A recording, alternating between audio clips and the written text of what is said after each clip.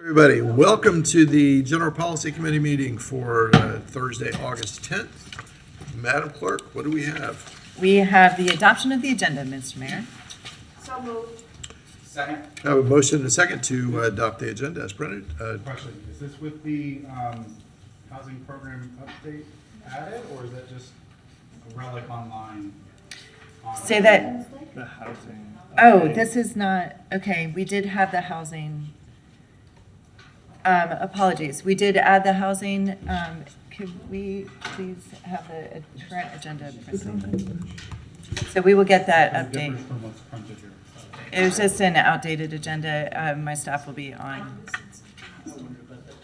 Yes, I think the, because it was for Commissioner Eastman's. Okay. So Yes, it was not, it's right. supposed to be what we kicked forward from the last meeting, which is the things that Commissioner Eastman had added, not a staff led thing. Correct. So I think because it is a continuation from the last discussion, I think the language from the last discussion was just put on here, but I don't believe there's going to be a housing update based on. No, and I had changed the recommendation on the agenda that was published to the, So as printed with an item for Commissioner Eastman's housing item to be discussed. Is that acceptable? that is. All right. So that is the updated motion. okay. No, it's what's printed with an additional item to consider what we had not considered at a previous meeting for Commissioner Eastman's housing proposal. Housing printed on here.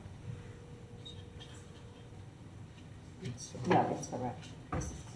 Yeah, our staff must have printed an older version.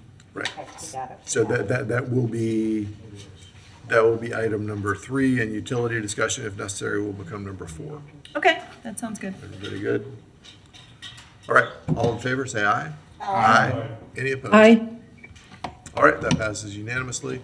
Madam Clerk, what's next? All right, we are moving on to business discussion item 2023-258, sponsorship and naming policy update with the recommendation of the General Policy Committee. Hear an update from staff and provide input on the sponsorship and naming policy draft.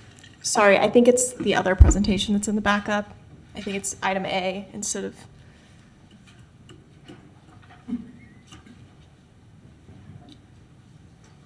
This was the presentation that you all heard in March, which we included in the backup just for reference.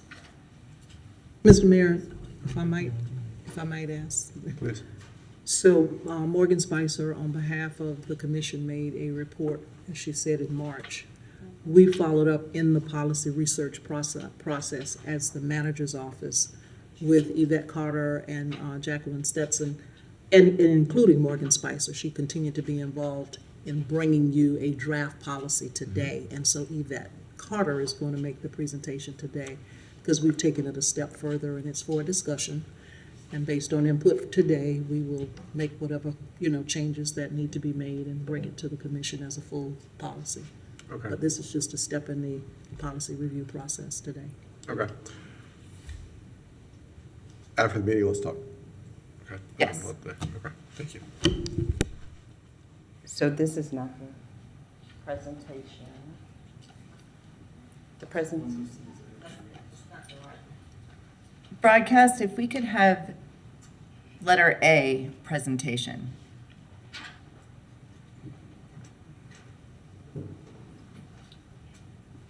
Mr. Mayor, while she's getting that, following the Okay. presentation by Morgan, this is what we asked for as the additional follow-up so that we Correct. could hopefully vote on the policy today. Correct.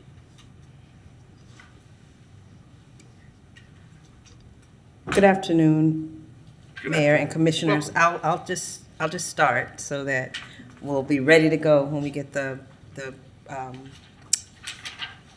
presentation up. Yvette Carter, City Manager's Office, and as Commissioner Chestnut mentioned, this is the follow-up to the presentation that happened on March 9th. So I'll go in and we'll be able to skip a couple of slides, so I'll just go ahead and get started because this is really just background information. So on February 1st, 2023, the Policy and Research Team received a request from this body to look into to bring back examples of sponsorship and naming policies. And so they did that on March 9th, and that's the presentation that you just saw up on the screen. And so that information is in your backup.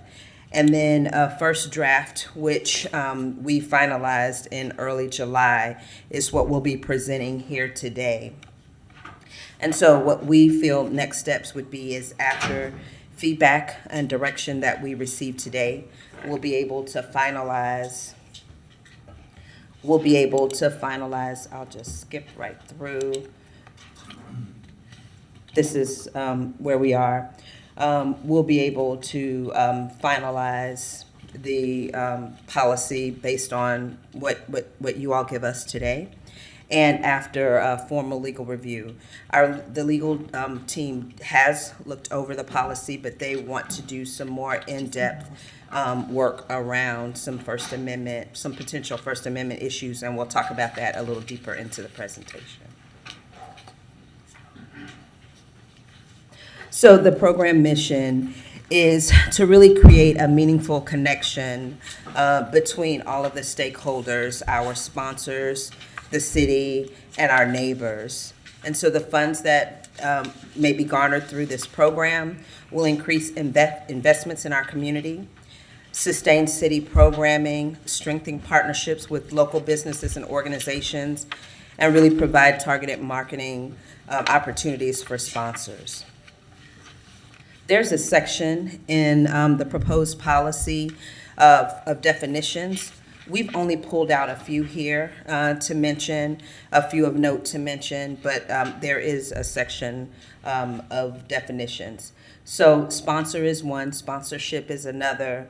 The sponsorship agreement, I think the two that I'll touch on in this space is the facility. And really that's all city-owned infrastructures, parks, buildings, any structure, recreation, or open areas.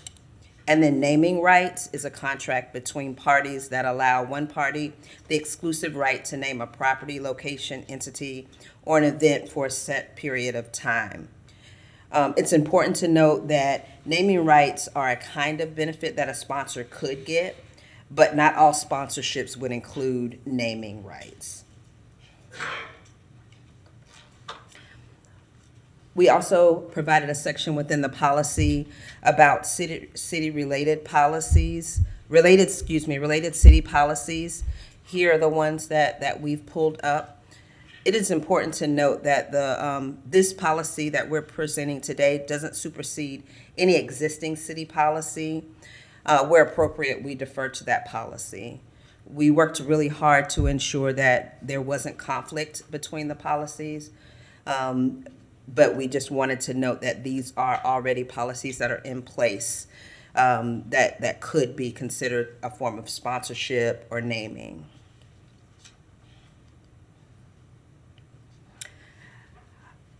And so the goals of this policy are to help potential sponsors, our staff, and the public understand sponsorship opportunities and processes, really to formalize it across the board, and to ensure alignment with our city's mission, our image, and our values, and to establish a transparent and fair process for soliciting and accepting sponsorships. It's important, I think, to note here that while the sponsorship policy is pretty high level, that there will be an administrative guideline with more operational day-to-day what staff would need to do to be able to carry out the policy.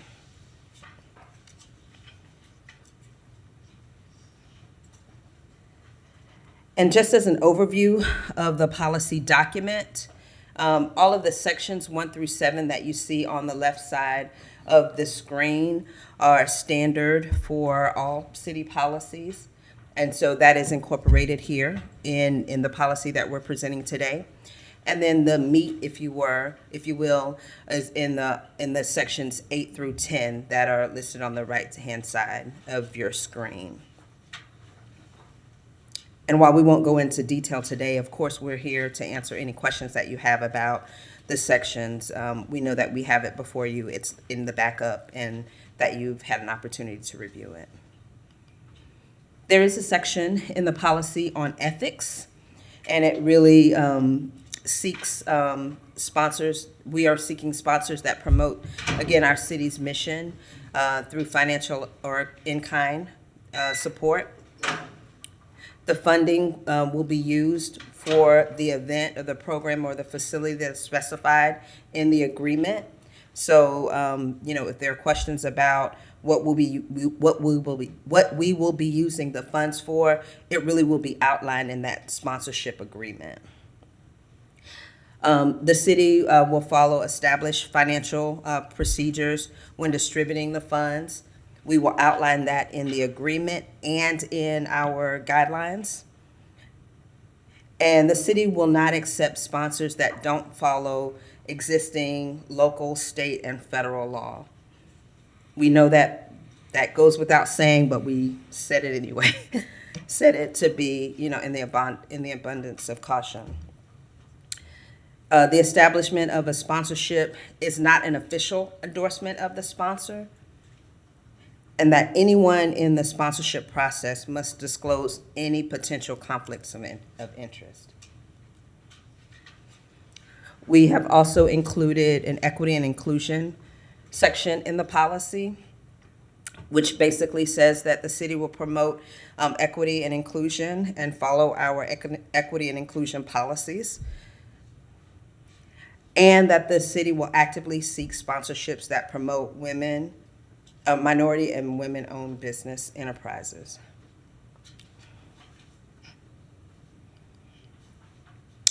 So these are the types of things that can be sponsored: city programs, midnight basketball, the cost for travel for Pop Warner teams, city events, Journey to Juneteenth,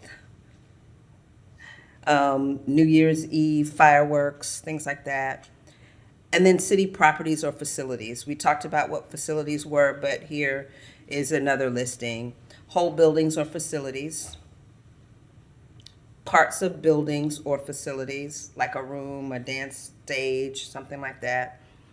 And then amenities, splash pads, park benches. So some things will be excluded. Honorary street namings and some facilities wouldn't be included in this sponsorship policy.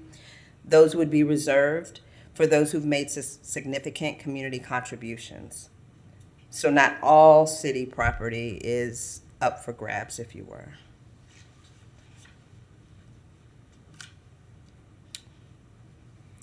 So a sponsorship recognition can look many ways. It may include the sponsor's logo on city collateral. It may look like commemorative items, t-shirts, plaques. It could be signage at a baseball field, on a fencing at a park.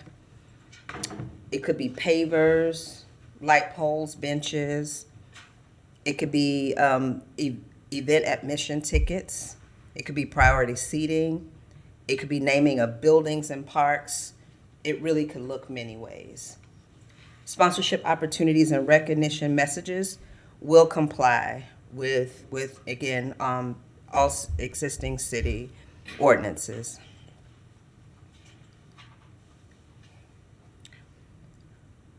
So we do have rules for sponsorship. There's a whole section about that. We've pulled out some high-level things.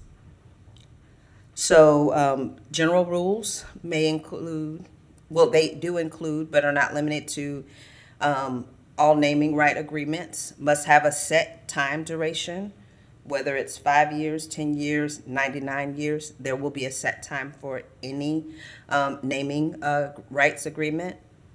Agreements cannot include any conflict of interest. The city can terminate an agreement based on a sponsor's actions if they are in conflict with the city values.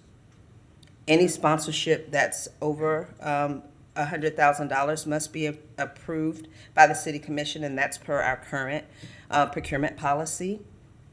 Whole buildings or facilities, a minimum gift for being able to have that right to name a whole facility or a building would be 20% of the cost or the valuation of that facility, 20% or greater.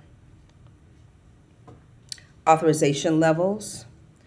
So for city programs, the city manager, the lead charter, or the designee would have the authorization to move forward into a sponsorship agreement. City events, the same, city manager, lead charter, or designee. For city properties, if it's the whole building or facility, that would have to come before the city commission. But parts of buildings or facilities, we're proposing that the city manager, the lead charter, or their designee would be able to move into an agreement. And then city amenities would be the same as programs and events, the city manager, lead charter, or their designee.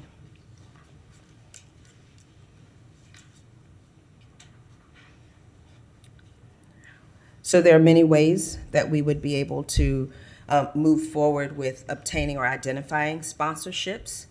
It could be through a consultant or a broker, a third-party contractor assisting us, particularly on large-scale opportunities. Could be advertised opportunities. And it could be unsolicited offers. So we could have someone, an entity, or an organization approach the city for an opportunity to move into a sponsorship or a naming agreement.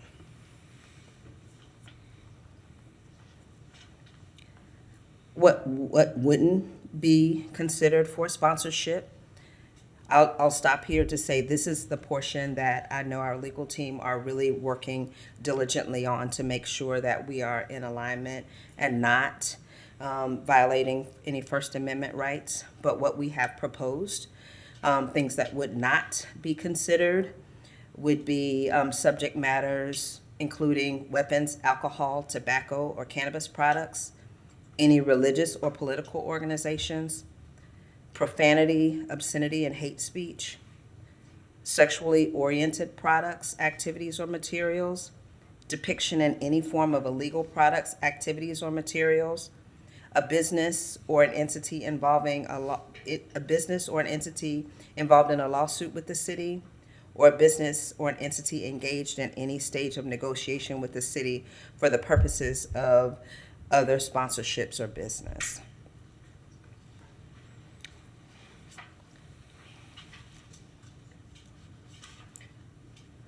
We do address roles and responsibilities within the policy. And so there are some sponsorship partners responsibilities. They're listed here: applications, agreements, payments, and contractual obligations. The program lead has some obligations. We have this program operating out of the office, the oversight operating out of the Office of Management and Budget, and that would be the primary contract managing the program and workflows and reporting as overarching, although departments will be able to do individual work and individual sponsorships based on their charter or the city manager designating them to do so. There are roles for department staff. And then so the city manager, the lead charter, or the designee would be able to approve any sponsorships at $100K or less. And then they will be able to approve naming rights for events, amenities, or portions of facilities. I paused there before because I thought whether to say it then, but again, full buildings or facilities, that could only be approved by the city commission, not the lead charter, and not their designee, or not the city manager. And then they may be able to contract with an outside consultant to assist with the sponsorship process. So our commission would approve any sponsorship that's over $100,000. That's the current policy for RTS. And approve all sponsorships that include, again, a full facility naming rights.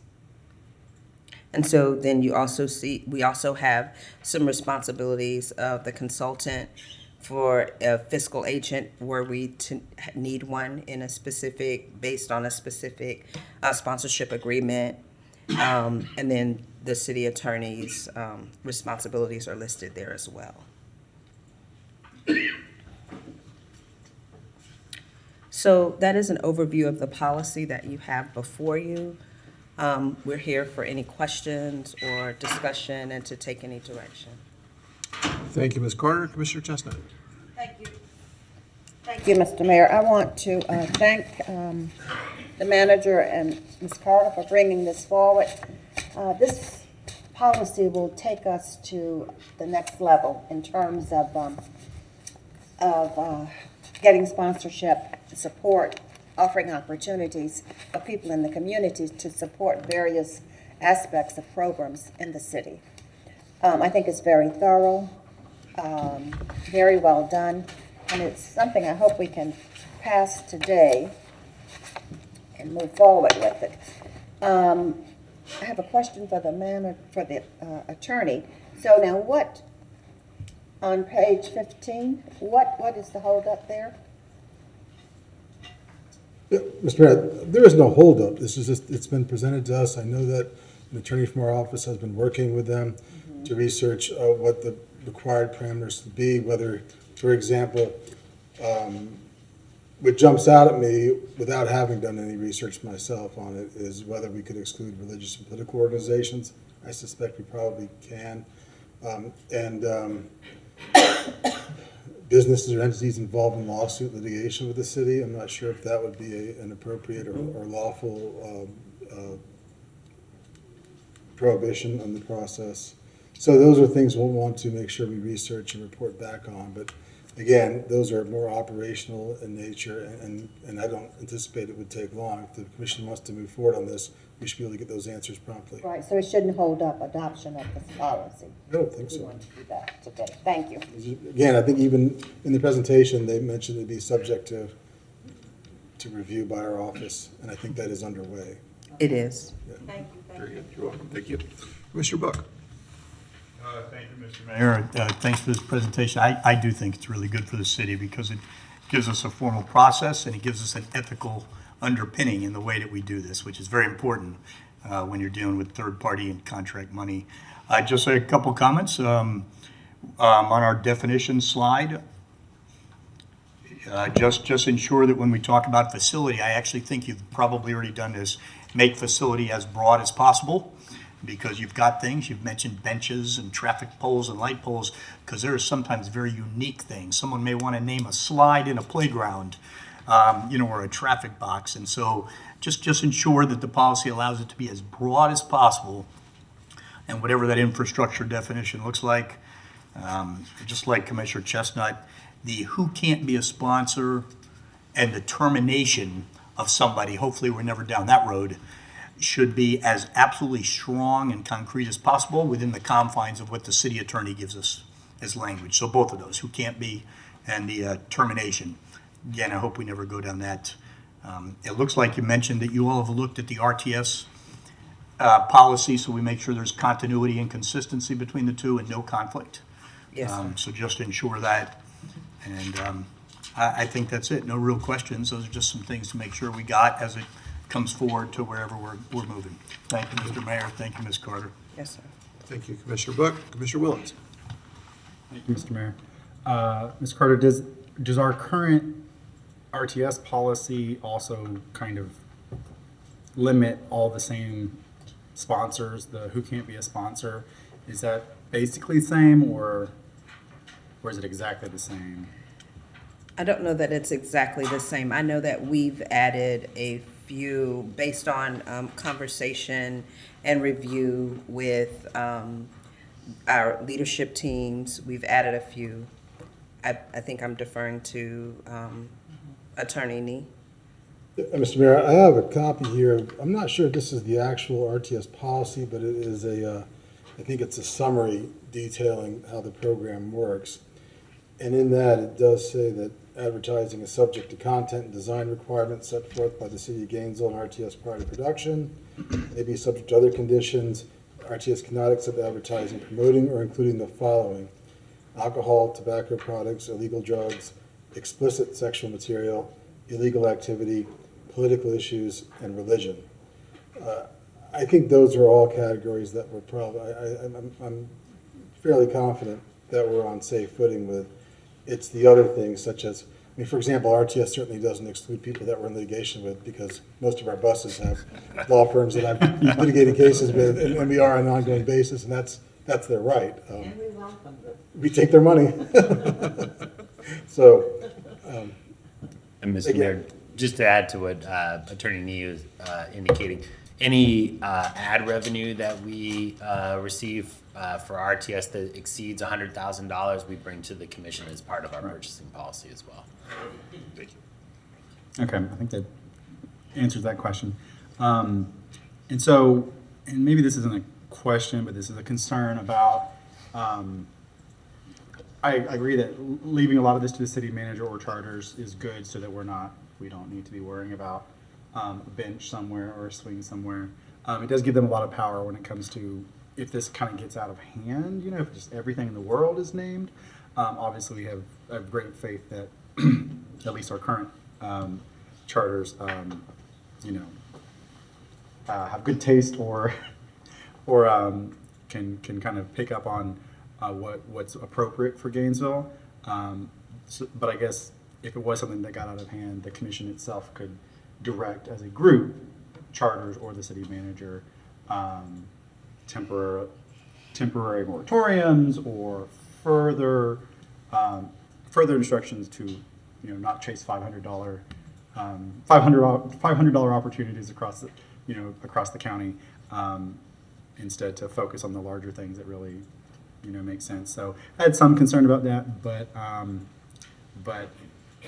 sure the commission would be able to communicate as a group should it kind of get out of hand and it felt like everything was named and branded. And you know, once it starts to feel like we're walking around in a mall, I'm sure we will have some things to say.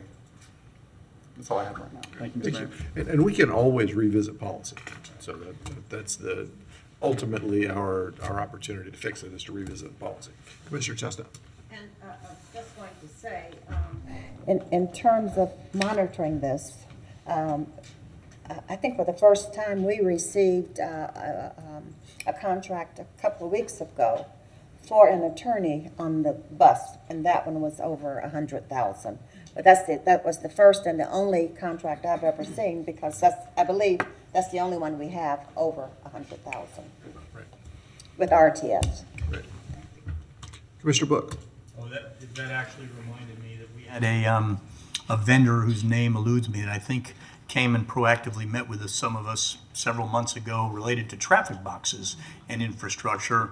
And I would assume that a policy like this would be and that was a proactive come, and they'd like to do that. And once this process where this moves through, then it may be the opportunity to say, you know, does it fit with the process? I just remember that. So who was it that brought this up originally? I don't remember from us.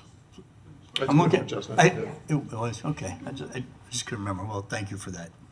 Mr. Mayor, if I might, Ms. Carter may have some specific information, but we asked our departments to give us the amount of, you know, sponsorships that they had been associated with, and I think Parks had the most, and I don't think they even totaled 100. I think it was maybe $68,000 worth of sponsorships, and it was small amounts, you know, 10,500, but it was just a total of a little over 68,000. So.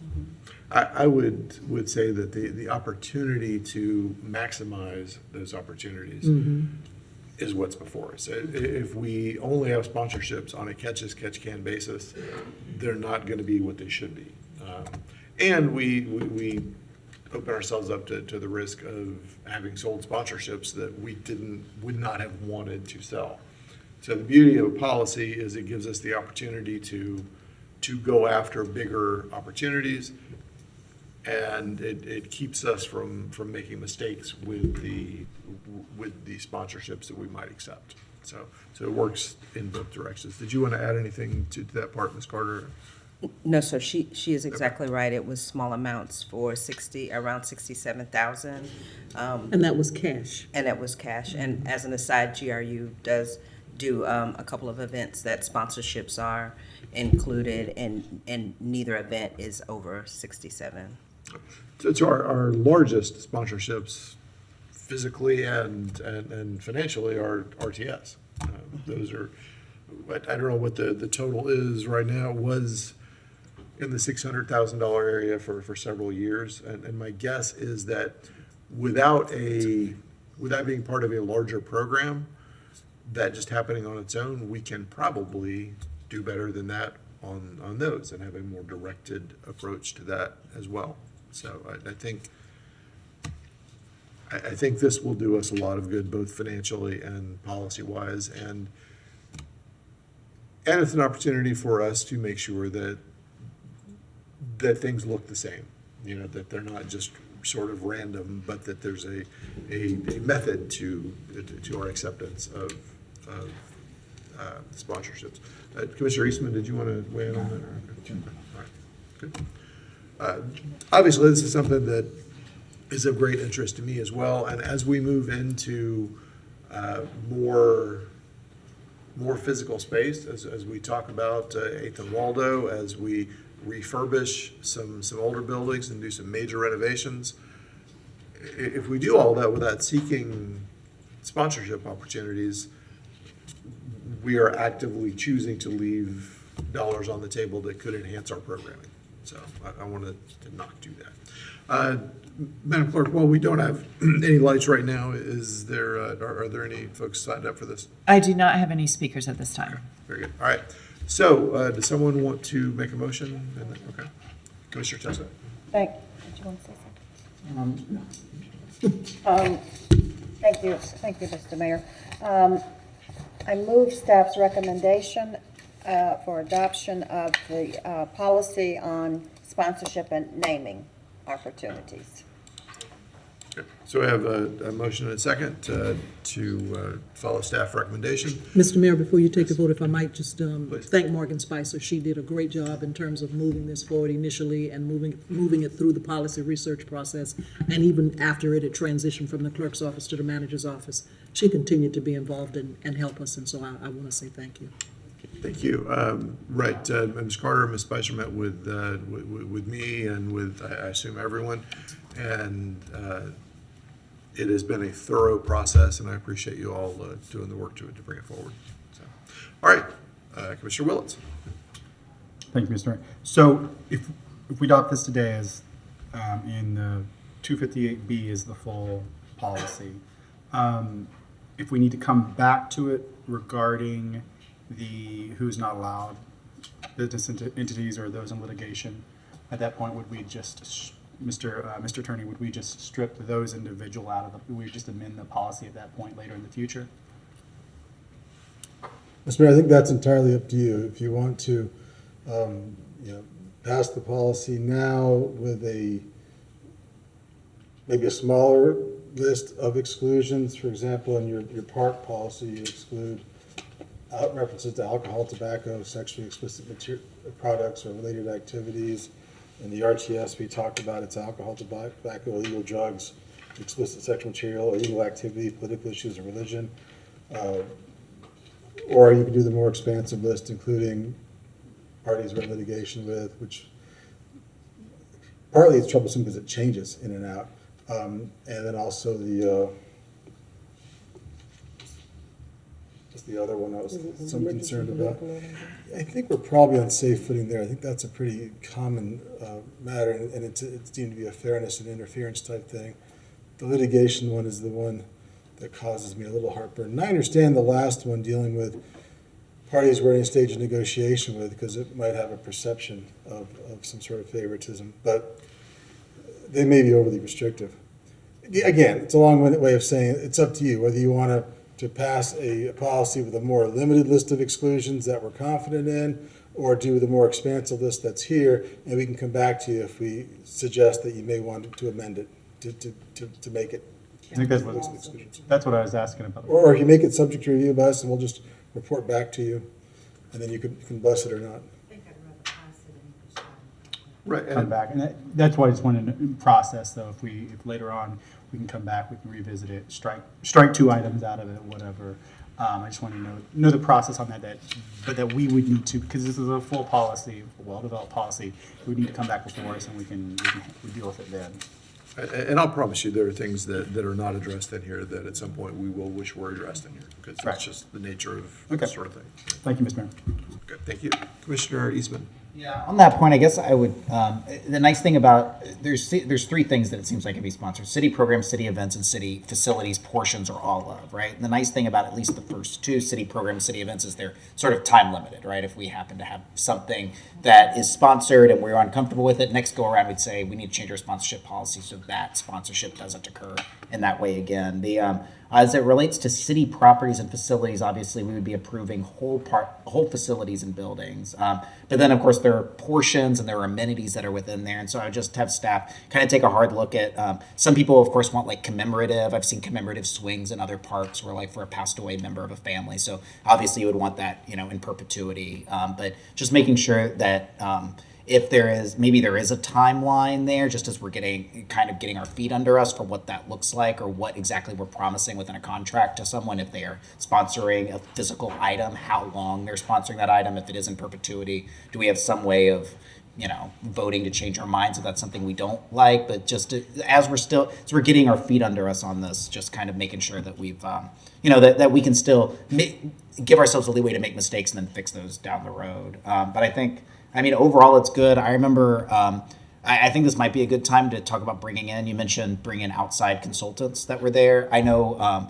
trying to come up with an event for a nonprofit. I was part of one of those big annual events where you have the title sponsor and all of that. I know that you've done that for sure, certainly, Ms. Carter, but but this is going to be through a lot of departments that are around, and it's a much more of an art and a science than I ever would have considered before getting involved with it. One that seems very easy from the outside and is much harder on the inside, and it might be worth having, Parks, Recreation, Cultural Affairs will start getting involved in this, like having someone that could go and help walk people through this process might be a way that we could really maximize funding for some of these events and things like that. This might be a good time for us to spend money on the front end that will pay for itself many times over if we just know kind of how to do it on the back end. But I think overall this is great, and I'm looking forward to seeing free Fridays or various other things. I think we have a lot of big opportunities to have some sponsorships out there and to get some more money in the city so we can keep putting on the great events and parks and amenities that we put forward. That's it. Thank you, Mr. Mayor.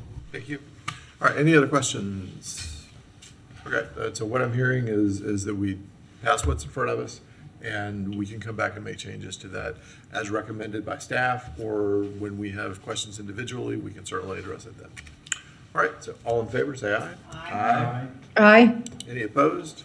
All right, that passes unanimously. Thank you, Madam Clerk. What's next? All right, next on the discussion item is 2023-675 Sustainable Purchasing Policy, with the recommendation that the General Policy Committee hear a presentation from staff and discuss.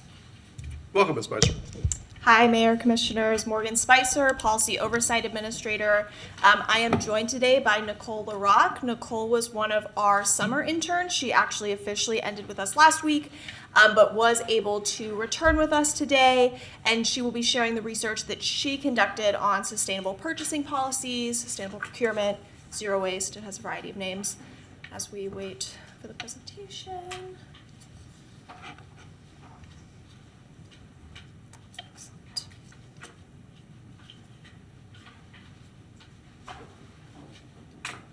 Excellent, thank you. And then just a reminder of the first 2 phases in our policy process. Phase 1 is research and idea formulation, which resulted in Nicole's report, and then we are in phase 2 with GPC consideration.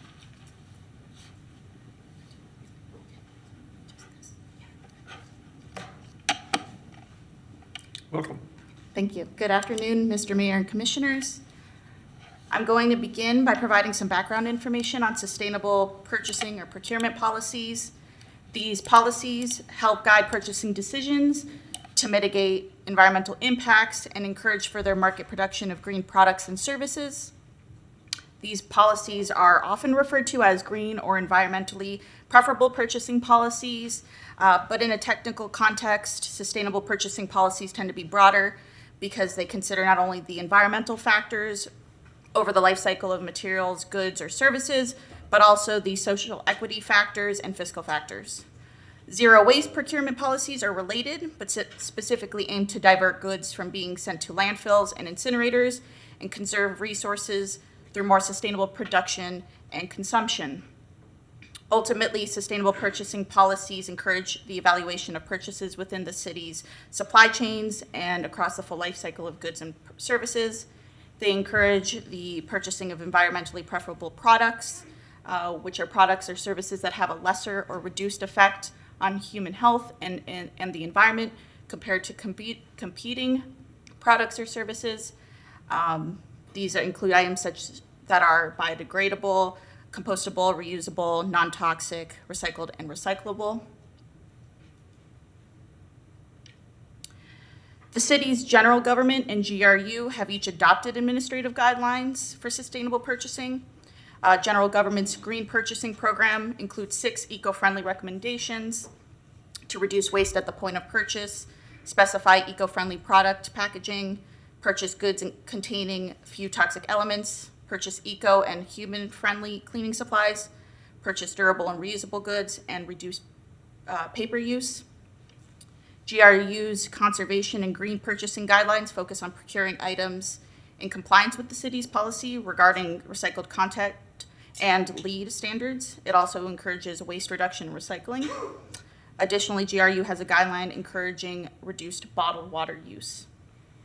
These guidelines have not been adopted as a formal part of the city's procurement policy. Last action was an amended green procurement policy was last considered by the Zero Waste Subcommittee in July 2021. The amended policy was discussed as a centralized and unified policy for both general government and GRU, which would establish individualized administrative procedures and guidelines to accommodate the different procurement structures, but no additional action was taken at the time. In considering a formal policy, the procurement office has noted that the general government's decentralized procurement process can make it difficult to implement a more formal policy. At the state level, Florida law requires any state agency or political subdivision agency which is using state funds to procure products or materials with recycled content when it has been determined that those products are reasonably available. Of particular note, this past legislative session, House Bill 3 was enacted, which prohibits state agencies and local governments from considering a vendor's social, political, or ideological interests when contracting for commodities or services, potentially impacting what is allowable in sustainable purchasing language and enforcement. Miami-Dade County has noted that they're actively reviewing its sustainable policies to account for HB 3. This law went into effect on July 1st of this year, and as of that date, all government solicitations for the procurement of commodities or services must include a provision notifying vendors of this statute. Now moving on to the best practices in implementing sustainable purchasing policies or similar policies. Some examples include establishing mandatory requirements, making sustainable procurement the default with exceptions permitted, clearly outlining staff roles and providing training, tracking, measuring, and reporting on policy implementation, building on complementary policies and practices, designating a policy advocate or team, using information about environmentally preferable products such as eco-labels and sustainable third-party certifications, which can help consumers and institutional purchasers quickly and easily identify products that meet specific environmental performance criteria.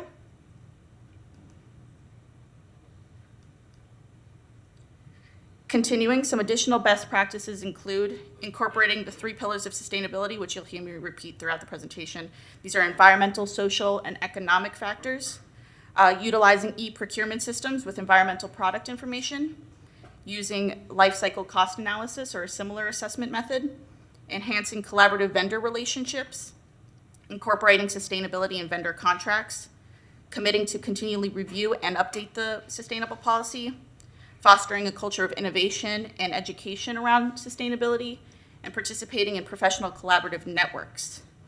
In fact, many of these best practices come from one of these large collaborative networks, the Urban Sustainability Directors Network, which Alachua County has recently joined. I will now briefly discuss the sustainability policies of 4 local governments: Orlando, Miami-Dade County, Austin, Texas, and King County, Washington. The City of Orlando established its sustainable procurement policy as part of its goal for 100% of municipal materials to meet environmentally preferential purchasing and disposal standards by 2030. This policy states that city employees are to make a good faith effort to consider sustainability factors, again, environmental, social equity, and fiscal, whenever reasonably practicable. Employees are also encouraged to use third-party certification standards and specifications. The policy also outlines the various responsibilities of the city's departments and contractors. The city has not noted any challenges with its implementation, but some staff turnover has recently impacted its reporting. The city's policy does not explicitly mention tracking or reporting, but in the future, the procurement department will provide an annual report to the zero waste manager.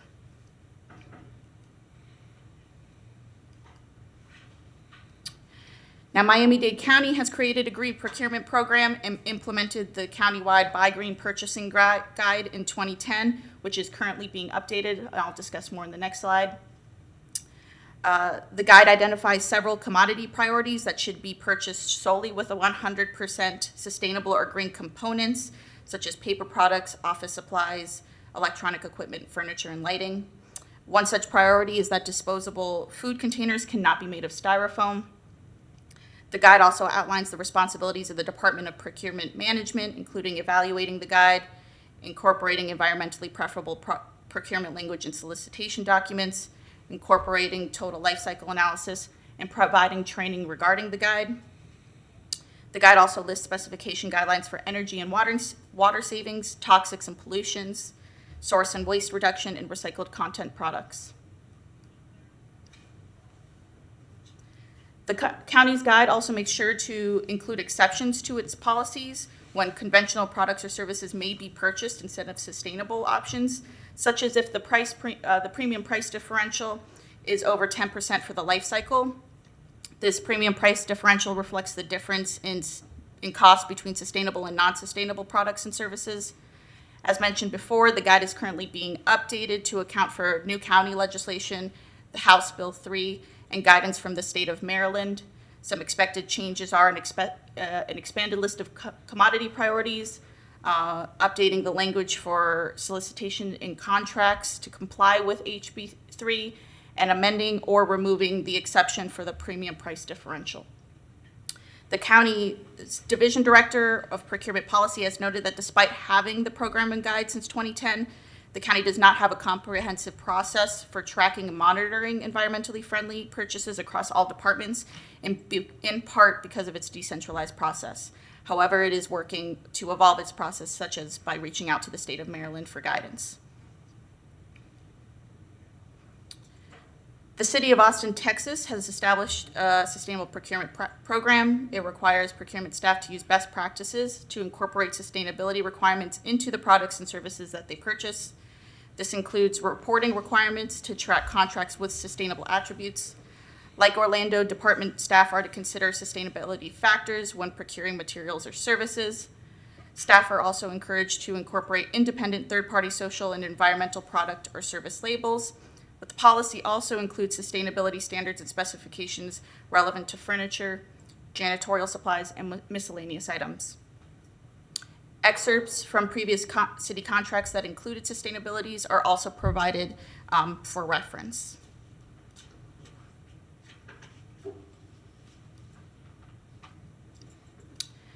At this time, the city is engaged in additional efforts to improve and expand its sustainable procurement program in response to the city's climate equity plan.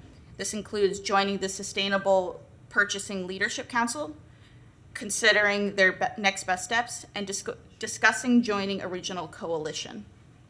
The city also plans to evaluate its internal procurement policies, quantify the climate impacts of goods, and assign a social cost of carbon evaluation to city purchases. It recognizes that assigning a social cost of carbon would support more sustainable purchasing choices than focusing on financial stewardship alone. Lastly, King County, Washington has a sustainable purchase policy as well as a sustainable purchasing guide.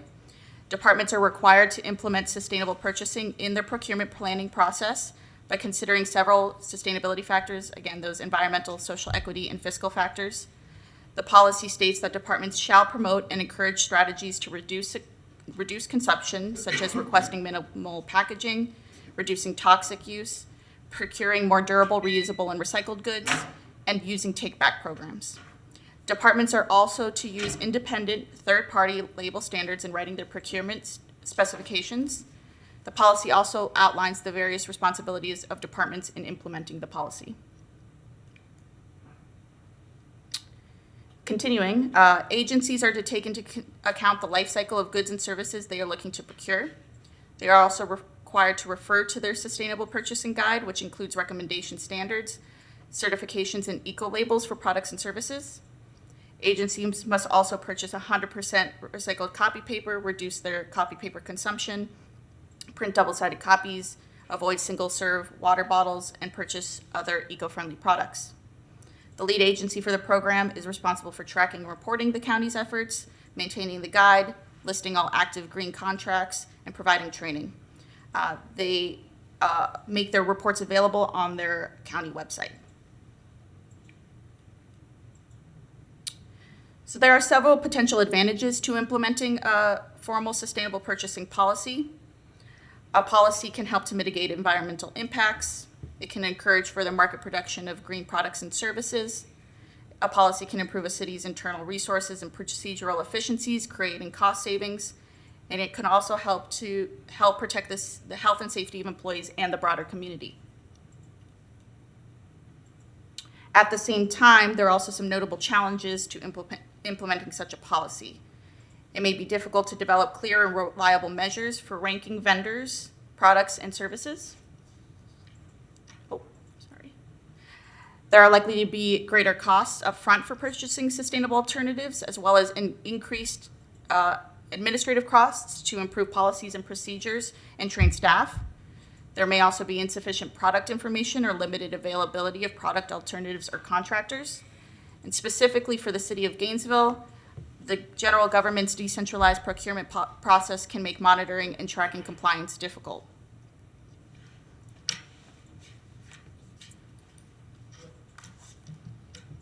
Thank you, Nicole. I'll just quickly wrap up with the remaining phases of the policy process. As you saw in our last item, phase 3 is timeline development. Phase 4 would be full staff analysis and proposal development. In phase 5, the proposal would return to GPC, and phase 6 would be implementation if that's the will of the commission. And that is what we have for you today. Happy to answer any questions if you have them. Thank you both so much. Questions? Commissioners? All right, Commissioner Willets. Thank you, Mr. Mayor.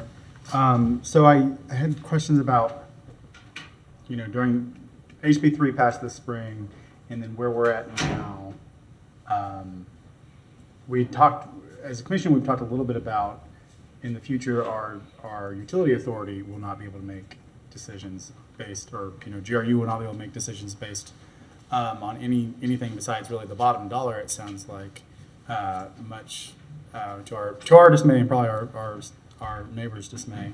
But HB 3 also seems like it limits us a little bit as well, going down as far as commodities and services. So where does our local preference in some fields, even on services or contracts, where does that fit into HB 3? Before I dig into this policy, where do we sit on that? And I don't know if that's a question for the attorney. Yeah, Mr. Mayor, I'm not sure we've had the opportunity to research this yet. Has anyone worked from our office with y'all? So that sounds like that's the next step, is to do a deep dive into the effect of HB 3 on policies such as this. And also it sounds like that's what they've explained that Dade County is doing right now, and I'm sure a lot of places are doing right now. Even on the surface, I mean, if we have very strong ones, let me start over. The word social is sometimes a little nebulous. But something as simple as saying we prefer someone local can be argued to be a goal, a social goal. Even though on the flip side, we can say it's about local economy, so we're trying to, but that's still, anything besides the bottom dollar, it sounds like by this legislature, this current Florida government, if it does not serve the literal bottom dollar outside of being illegal, they don't particularly care about it. So I wanted to, the question about what our, particularly I just thought of the local preference, because it's something that's a little, can be argued both ways. And then what we can do to stay out of the ire of the state government, and how we identify what our interests are going forward. Because on the face of this, it looks like can't do anything. I doubt that is the truth of it. It's that we have to have much better probably backup reasoning, discussion, so that when we go forward, it's clear that it is within law. But this is super interesting, and I wanted to ask Ms. LaRock if any in your research, when they were, whether any of these municipalities did any kind of prioritizing or weighing out what part of sustainability took preference or what was most preferable. And I think of the simple example of grocery bags. If you're looking for saving as much energy as possible, well, those little plastic bags are quite energy efficient.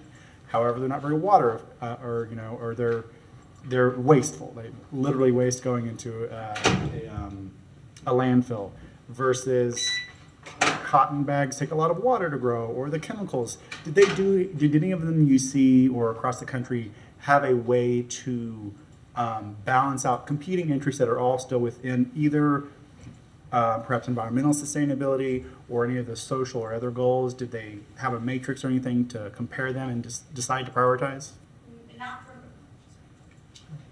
Sorry, Commissioner Willis. Not that I've seen.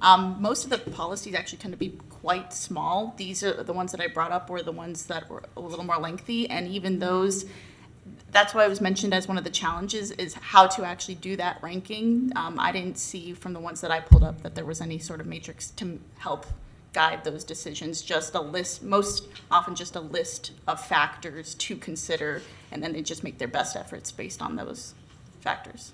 Okay, thank you. Thank you, Mr. Mayor. Thank you. Mr. Mayor, if I might, Michael Hamlick from Solid Waste is here, and so is Dan Zhu. I asked them both to come today because I knew that the next step would involve them. I don't know if they want to add anything, but I do know that they are going to take this research to the next step. Well, then the question would be for Dr. Zhu and for, I'm sorry, who from Solid Waste? Mike, I'm back. About have you started to look at HB3 to see anything we currently do or have been thinking about doing or has been in discussion, or perhaps is informally done but is not written policy, how it affects, how HB3 is affecting or how we can go forward? Hi, good afternoon, Mayor, Ward, and Commissioners. Dan Zhu, Chief Climate Officer. So in regards to your previous question, whether there's a formula that we can follow, actually each municipality and cities and counties have different priorities. So looking at our greenhouse gas emission inventory, our priorities are transportation, waste, and energy. So therefore, if we are pursue a more comprehensive procurement policy, then we will be focusing on these three sectors. And to your second question, whether we look into the current updated policy, I think that's going to be the next step. If we get the direction from you all today that this is the direction we're going to go, we will look into that. I've been communicating with a couple cities and counties that first step usually for them to start pushing forward this project actually is to have a pilot department that willing to like monitoring and reporting the process in a way to moving forward. Because for the sustainable procurement process, it's great for the environment. It helps reduce the carbon emission, and it has a lot of benefits. So I will not list all of them here.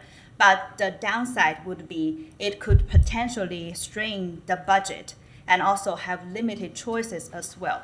So we really need to have a comprehensive study, and that's why we are here today.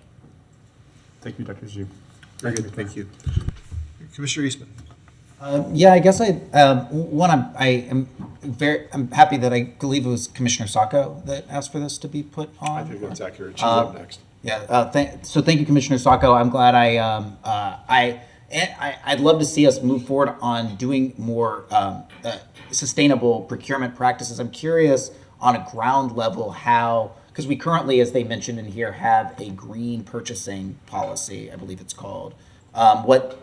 How that would differ, I guess we would be deciding what those next steps are, but what is the practical implication of having it now, I guess, come from the commission? Or what is the practical difference between what we currently have and what we would be considering here?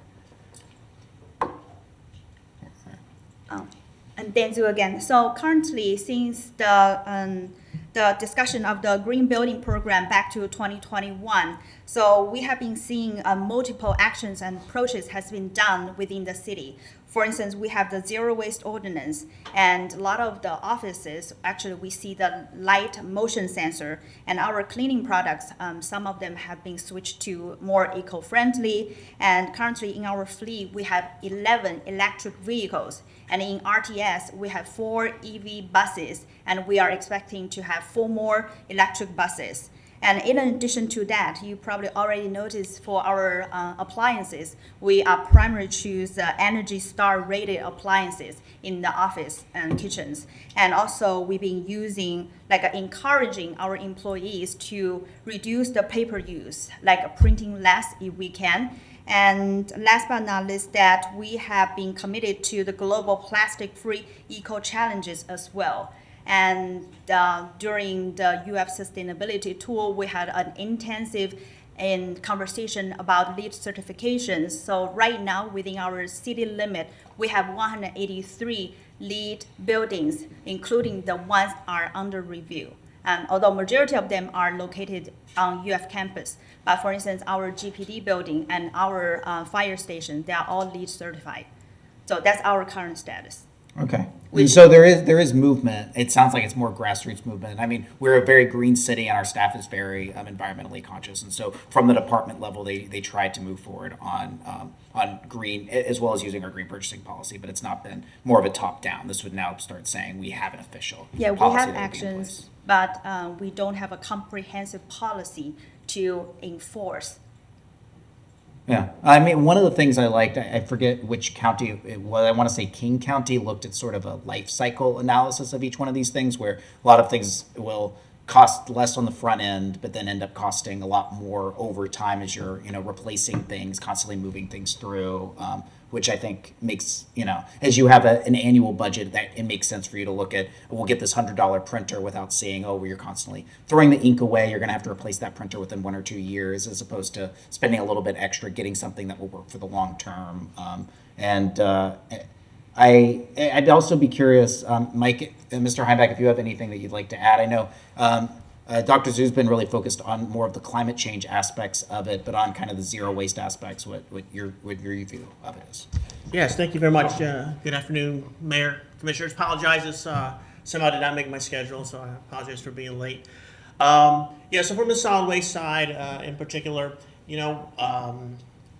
avoiding items that are of concern in the community, such as single-use plastics and things like that from the solid waste side are important. Additionally, we did commission a study on construction and demolition debris, and we are going to, in the future, be bringing forward to you some information about that to add to our zero waste ordinances. So we are moving forward with that and looking at other procurement options that are available. But particularly, single-use plastics and things like that are of concern, from the solid waste side and the zero waste side. Yeah. I think it's good for us to have staff really start thinking through with each one of the departments and have an official policy for all these things. I know my wife and I decided to push towards zero waste, maybe 5-6 years ago. My wife started Zero Waste Gainesville, and I remember it being very complicated at first, trying to make everything, try to not have any plastics, try to fit everything in a little glass jar. If you guys watch any of those YouTube videos, realizing very quickly that there are certain things that it is okay to have disposable, that you don't have to be so rigid about everything, but it does take a little bit of time, and I think that helps us as policymakers and as regulators to understand what are things that within a typical business practice, it makes sense for us to say, this can be reused, it's possible to reuse, you just have to make sure that there's a place, a sink to wash your dishes in, versus things that say, yes, theoretically you can make this work, but just get the disposable one. I mean, it is paper, it can be easily recycled, there's no reason to continue on doing Right, it. and a couple things that are kind of on my radar are recycled paper in the copying machines. Often there are times problems with that material being used in the copying machines. Single-use plastics in our vending machines is another thing that's on my radar. So those are the things that we can, as Dan said, small things that we can do to make things better. Yeah. Well, I think that'd be great. I think that we need to lead by example within city government. We're trying to press forward on zero waste. I like what some of these do, where there's some limitations that are in there. Oh, I'm not saying I won't mention anything. You threw me off. I'm sorry. I don't. had to remove it.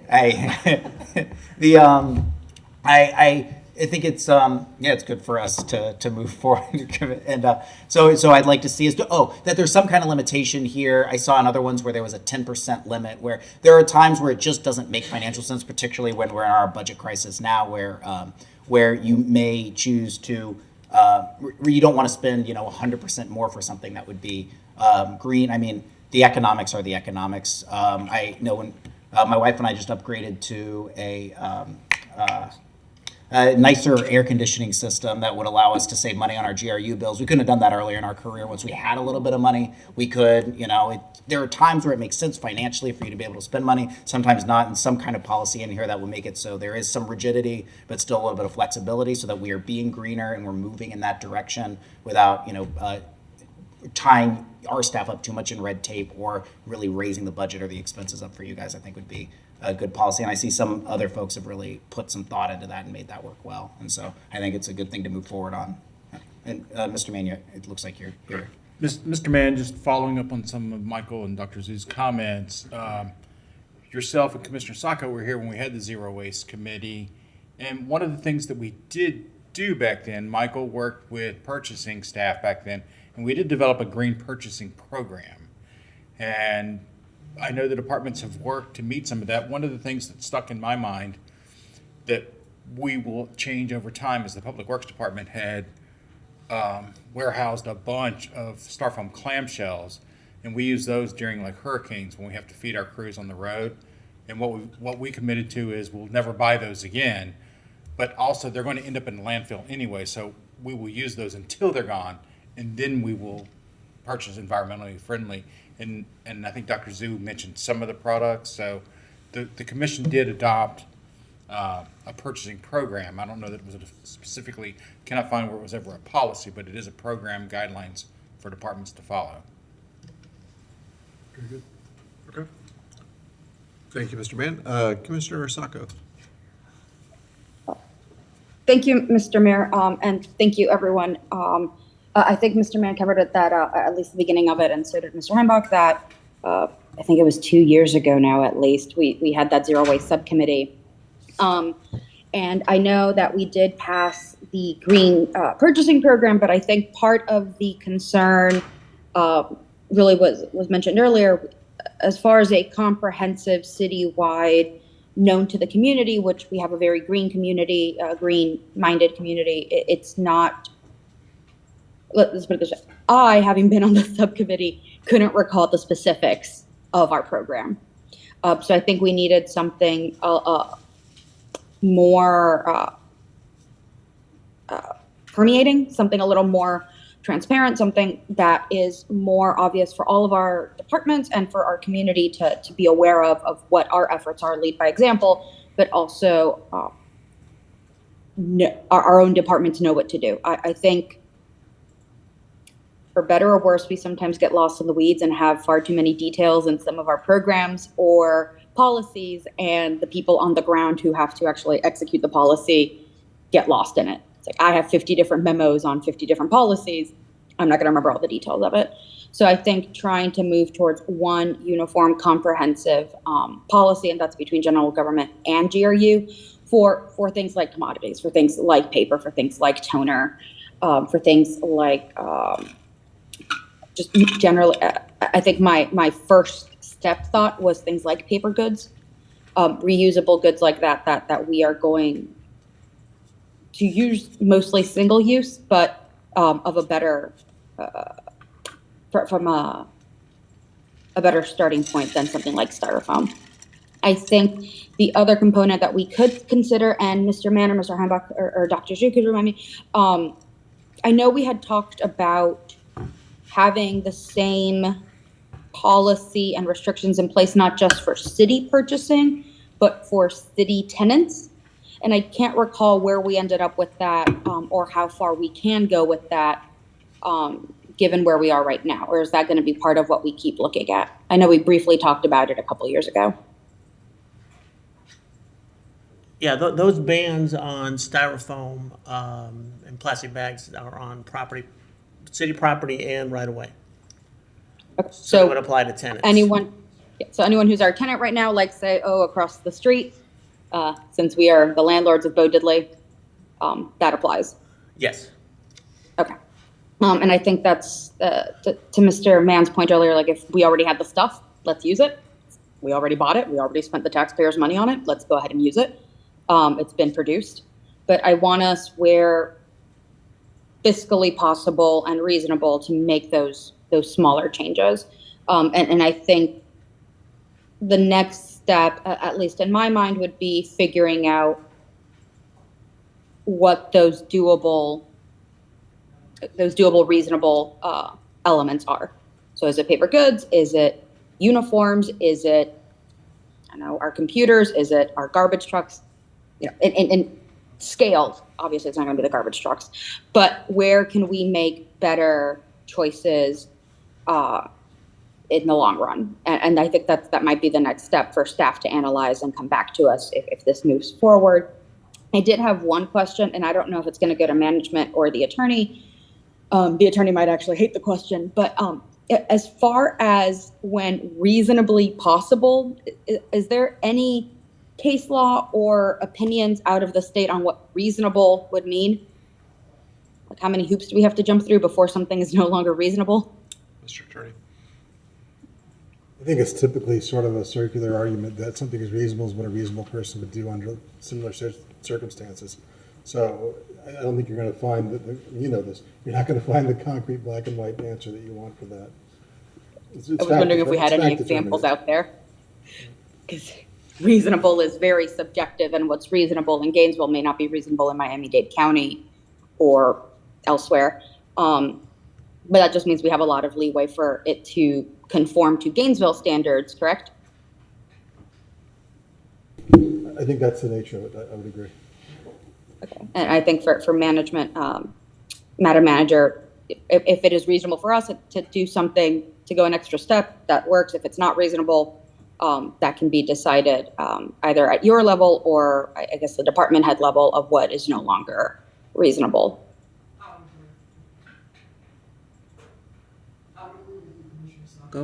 And not included in this discussion today and not present is the procurement office working with Dr. Zhu and solid waste. And so we would obviously bring questions back to the commission and further recommendations if we're asked to move forward on this today. Yeah, I think procurement is that last step of procurement's a weird black hole where things just kind of go to stay for a while, as far as I understand it to be. They're great. They're very helpful and vital to our organization, but it's also a void where a lot of things just kind of go. And no one really knows how it works or when things will come out. But I think they are vital to this conversation moving forward, which I'd like it to. I think another component, if this does move forward, another component is I do want this to stay. I don't want the commission, this one or future, to micromanage what that looks like. And I think HB3 kind of took that away from us from the societal factors of you can't have any political or kind of ethical questions of that kind. fine. That kind of takes it away from the politics of any sitting commission, but I do intend for the general direction of we should be doing better and it should be more environmentally friendly. That can be the direction, the overall direction, but I want the specifics to mostly be handled by management. I don't think we should be micromanaging this. I don't think every small change should come before whatever commission happens to be on there. I think our chief climate officer and our solid waste department, our procurement department are full of very bright people. And they could probably figure out best practices and recommend them for us, or even to the manager. And so long as it is better in the grand scheme of like, this is better, I don't think it should have to come before us, similar to what we just talked about in sponsorships. Not every bench or swing or tree should come before us.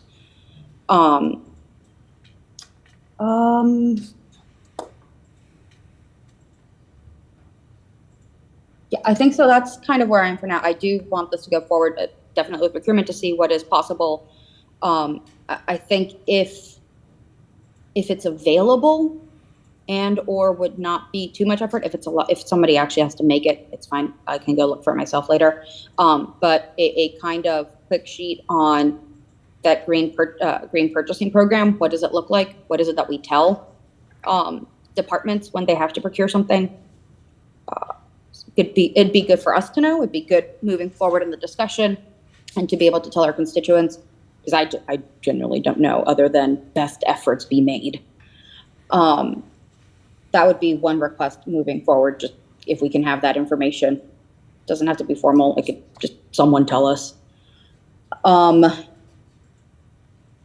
Yeah, and otherwise I really would just want this moving forward so we have a more comprehensive look. And I will say this, even though we started this process 2 years ago, Mr. Heimbach said they started a study on demolition.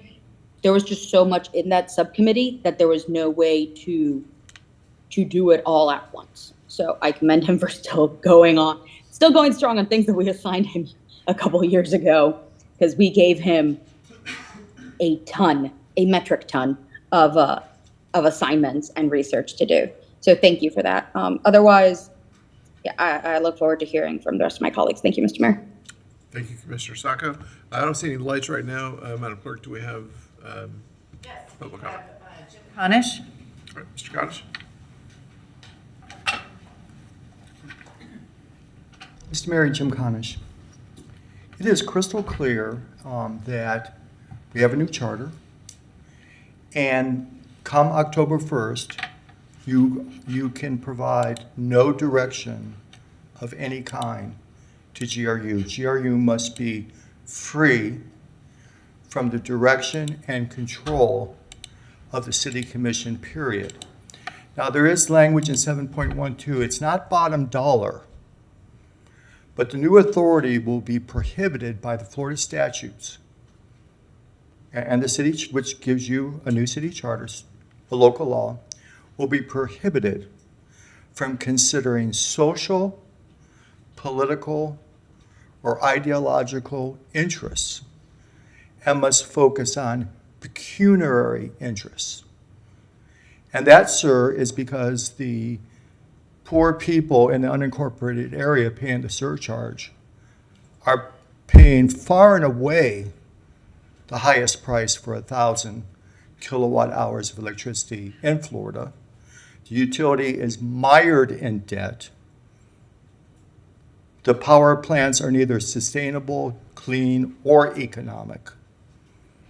And we can no longer go down this road of jacking up your prices while the utility goes deeper and deeper into a financial ditch. And that's crystal clear. So to continue to ignore the city's charter and try to do business as usual will only result in cataclysmic responses that will receive national attention and that will destabilize our community. And I'm very worried for our community because we're in a constitutional crisis. where you're suing the governor, your cronies are suing the city, you're helping them do it. We need Ackerman to reorganize the city government to jive with the reorganization of the governance of GRU right now. And dismiss the litigation. It won't even be heard in time, much less decided. Thank you, sir.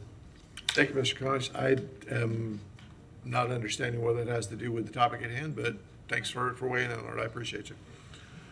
Anyone else? No, that was our last speaker. All right. Does anyone have any further comment on the topic before we move on? Commissioner Sacco. Thank you, Mr. Mayor. I guess I'm unsure how to make the motion, but I would like to just move that this continue forward on that research pipeline and that we involve procurement and that staff come forward whenever reasonable with suggestions on a more comprehensive plan and goals for the city as far as green procurement. All right, we have a motion. Is there a second? Second. We have a motion and a second. As stated, I don't see any further lights, so all in favor say aye. Aye. Aye. Any opposed? All right. Thank you, all staff involved in this, and we look forward to hearing more. Thank you, Commissioner Sacco, for the motion. Madam Clerk. And Ms. LaRock, thank you, Ms. LaRock. Yes, thank you. I meant to include you when I said staff, so thank you. All right, Mr. Mayor, we have 2023-754 Housing Program Update. The General Policy Committee hear a presentation and take appropriate action. Thank you, Madam Clerk. Commissioner Eastman had some things that he wanted to bring before us as requested when I asked if anyone had any ideas for housing, and we moved this forward at least once, maybe twice, and now we're at an opportunity to hear Commissioner Eastman. Thank you, Mr. Mayor. I had brought this up. We were asked, when we first came in, of course, you guys may remember that there was a zoning change the last commission made that allowed, I believe it was quadruplexes that were on single-family lots.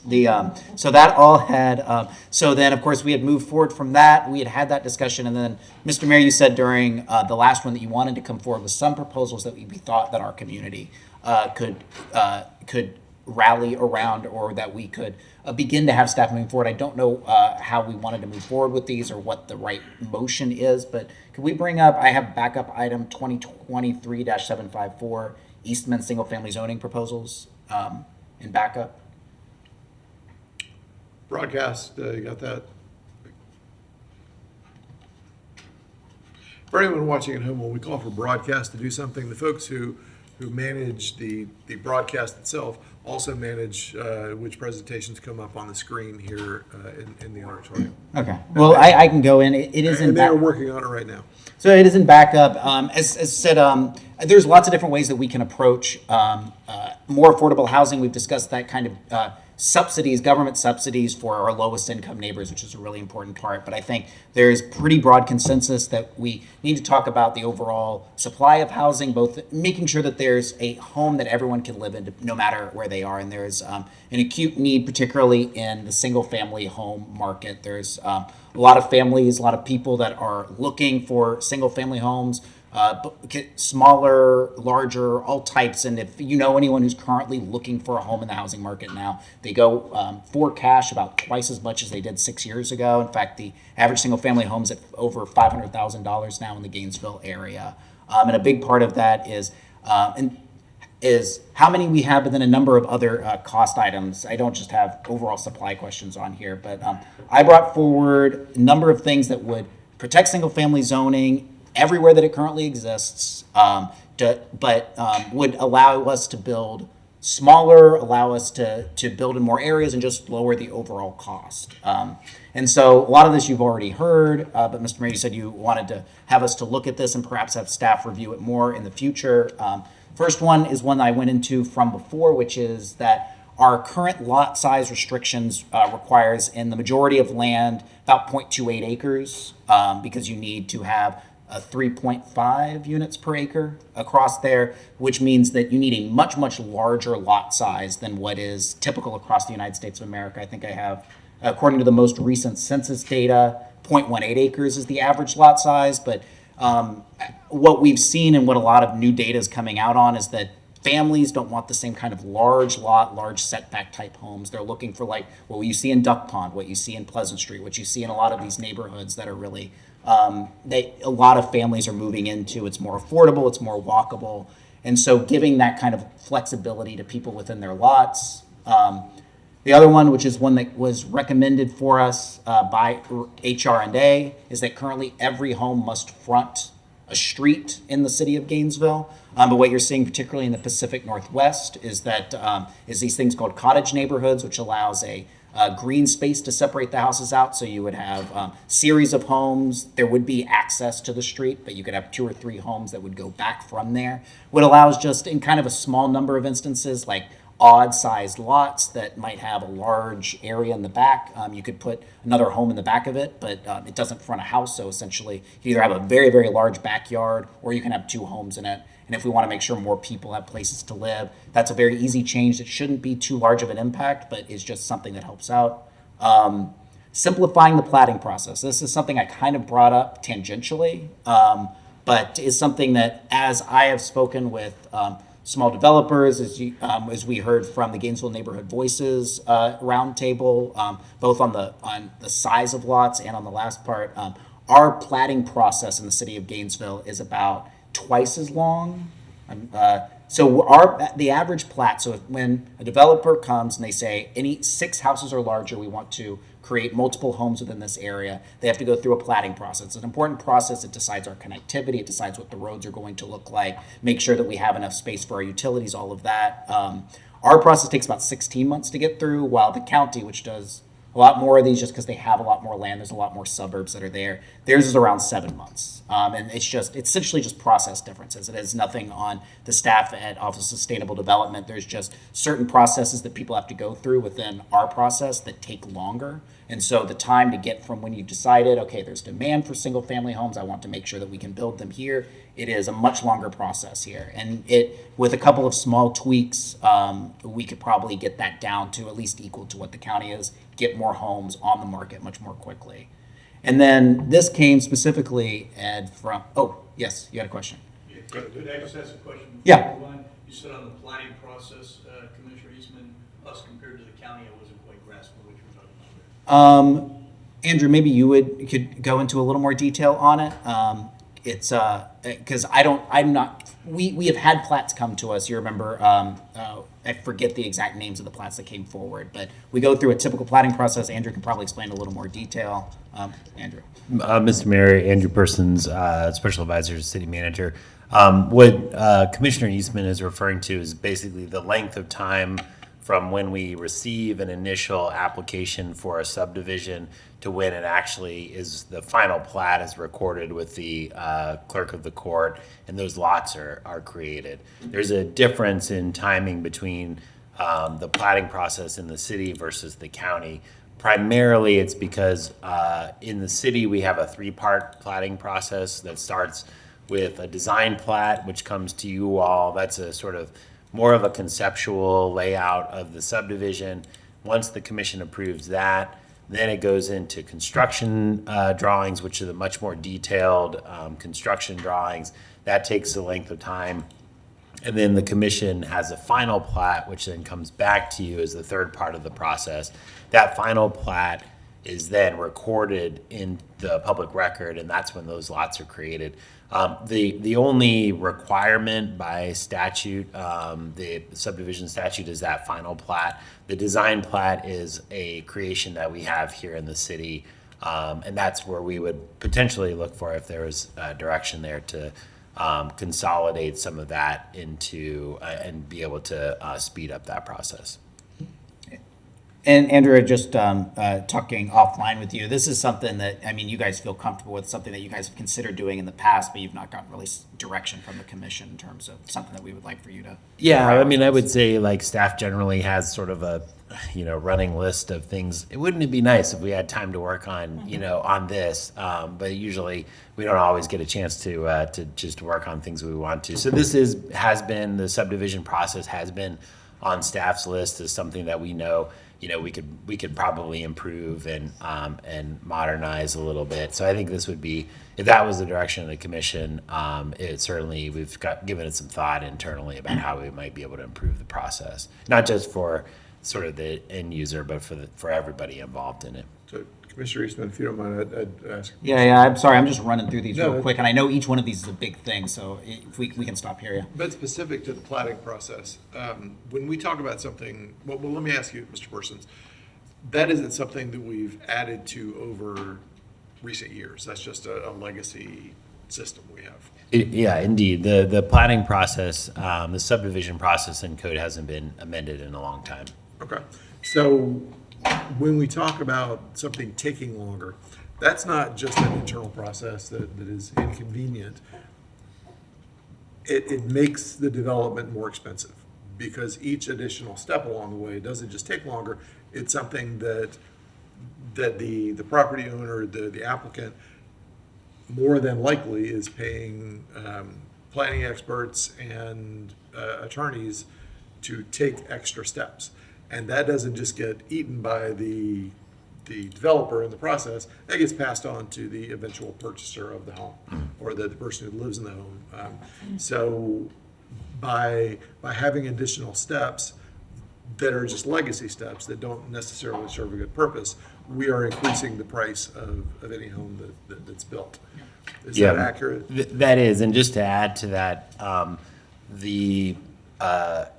until that final plat has been approved and recorded, that really limits the builder. That's basically they have to record that final plat before they can sell lots and start bringing in revenue to pay for. So everything up until that point is money that gets expended up front.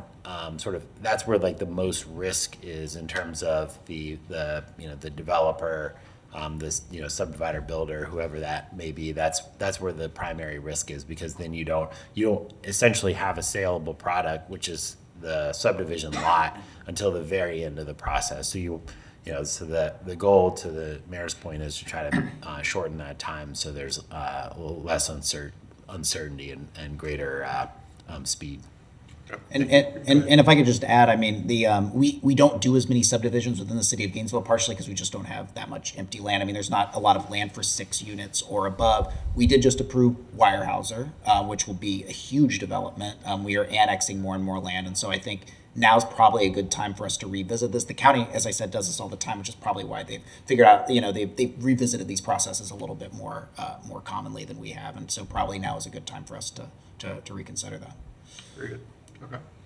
And then finally, and this was because, frankly, Commissioner Book, after having conversations with, after Gainesville Neighborhood Voices with these Buzzy Calvins and a number of the small scale builders, the kinds that we talked about up here, the ones that we want to encourage for them to build their small businesses and to be able to build within our city. One of the biggest feedbacks they get, first one I mentioned, is that the lot sizes seem to be sort of randomized across the city. The second one, that's in terms of building. The second biggest issue is in terms of just pure financing, is that water wastewater connection fees are quite high. And I know that we just approved water wastewater connection fees here. And so I'd be remiss if I didn't put that on there, because it is something that I consistently hear from these small builders, the kind of people that are building these small scale houses. And so I know that we've talked about this before my time on the commission, but Tony, I know that you've looked at this a little bit. If you have anything that you'd like to say about our wastewater connection fees in single family homes. Sure. Yeah. Thanks, Mr. Mayor, Commissioner. So, water wastewater connection fees are built to recover the capital cost of providing water and sewer, really from a broader standpoint, not like the direct extension to the facility, but it's more the treatment plants that we build or the large water mains or sewer mains to serve the overall system. And so they're designed, and this is industry best practice, they're designed so that the new development is the one paying for those parts of the facility. So you don't have existing customers subsidizing new development. You have new development paying its own way. But it is a barrier many times, especially as you get down to affordable housing. And so what we did a number of years ago is we took our connection charges and we looked at, they're really based on water use. So it's trying to predict how much water is this facility going to use, and then allocates the amount of money to that based on that water use. So what we did was we looked at smaller homes a number of years ago, and we found that there was a cutoff at 1,400 square feet. So if you build a home that's less than 1,400 square feet, it on average typically uses significantly less water. I say significantly, about 35% less water. And so what we did was we created that cutoff, and if you build a home that's under 1,400 square feet, your connection charges are 35% less. One of the things that we have started to look at, but this will take more research, is there another kind of inflection point like that? So when we talk about ADUs, and ADUs being even smaller than that, let's say you have an 800 square foot ADU, is that going to use a certain amount less water? And then create another category so that you're creating that housing at those smaller levels. So I think we can look at that data, determine if there is another inflection point. If there is, we could put that into an ordinance that for those smaller ADUs that they would have even a more reduced connection charge because of that less water being used at that facility. As the Commissioner Eastman mentioned, that would not be something we could get into the code and make that change for October 1st of this year. Probably something we'd be looking at in the future or next fiscal year. And I would like for us to look at the 1,400. The census comes out with new housing numbers, and I believe it was the 1st of June they came out with last year's housing numbers. So about 7% of homes are 1,400 square feet or below.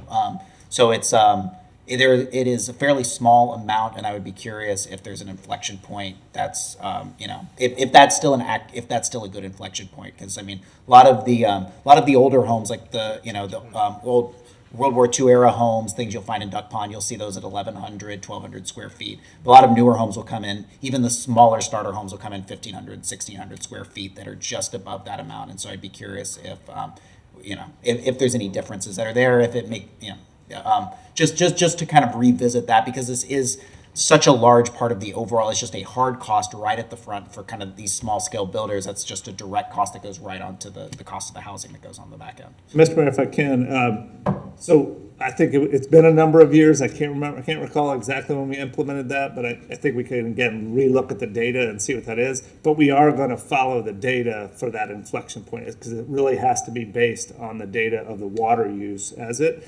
But we could look and see if any trends have changed, and if it is at a different level, that could, if it's at 1,500, we could move that up to 1,500. And then again, try to find if there's another inflection point for the smaller ADU type units. Commissioner Willett, you had a question at that point.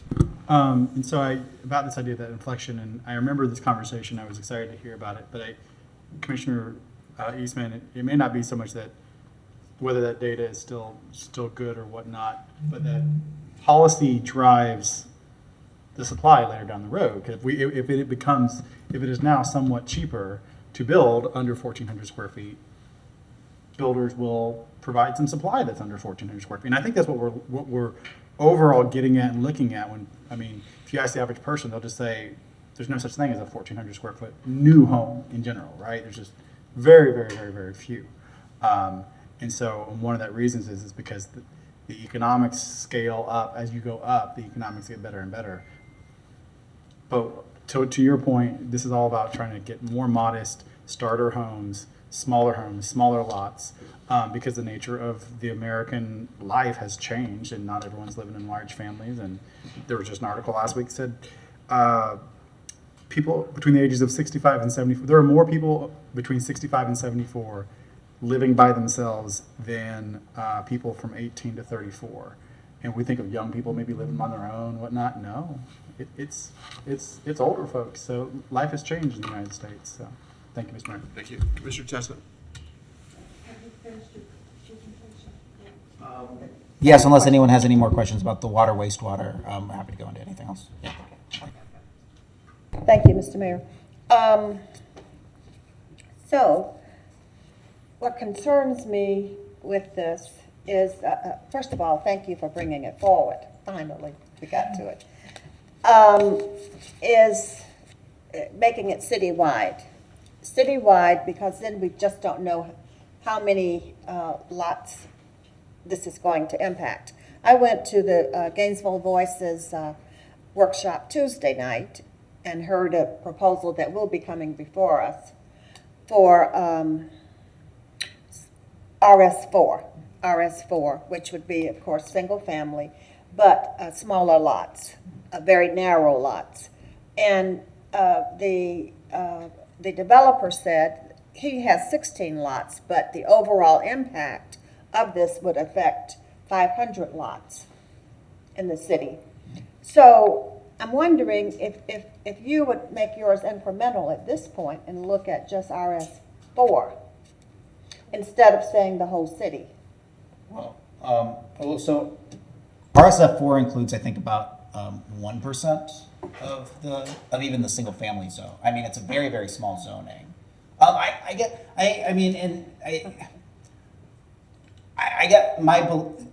what I'm trying to do is find a way of saying that we need to protect single family zoning while still giving people the flexibility to decide what happens on their own property. And I think that to ensure that homeowners have the feeling that there's not going to be, I don't know, a duplex or an apartment or whatever they fear will be in their neighborhood, but with also the saying that that means that a lot that is 100 feet across may be able to be split into two 50-foot lots and be able to have two smaller homes.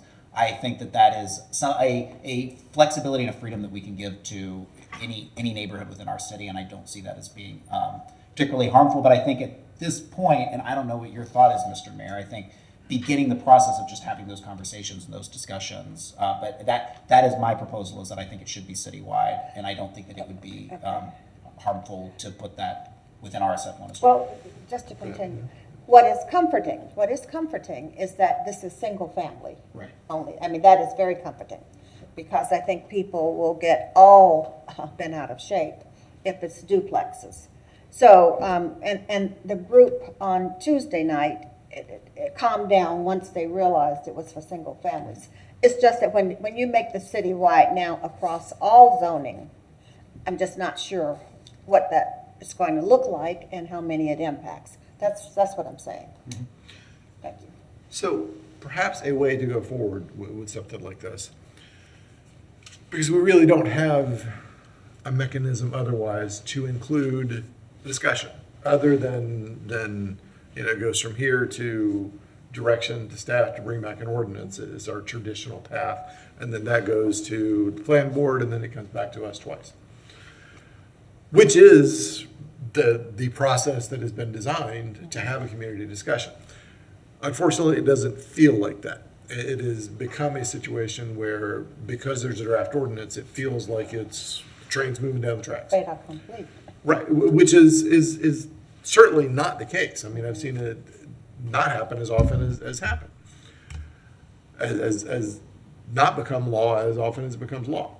But because that feels like an oppressive process, maybe there's an opportunity to take a proposal like this and say, and by this I mean the zoning change here, as opposed to the other two items that you brought, that maybe there's an opportunity to say, let's have a couple of community meetings to discuss just this, where a proposal is made and the pros and cons can be discussed there.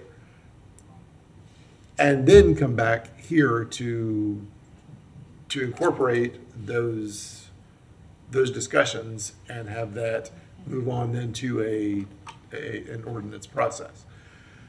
Which doesn't mean everybody's going to agree. Everybody is not going to agree.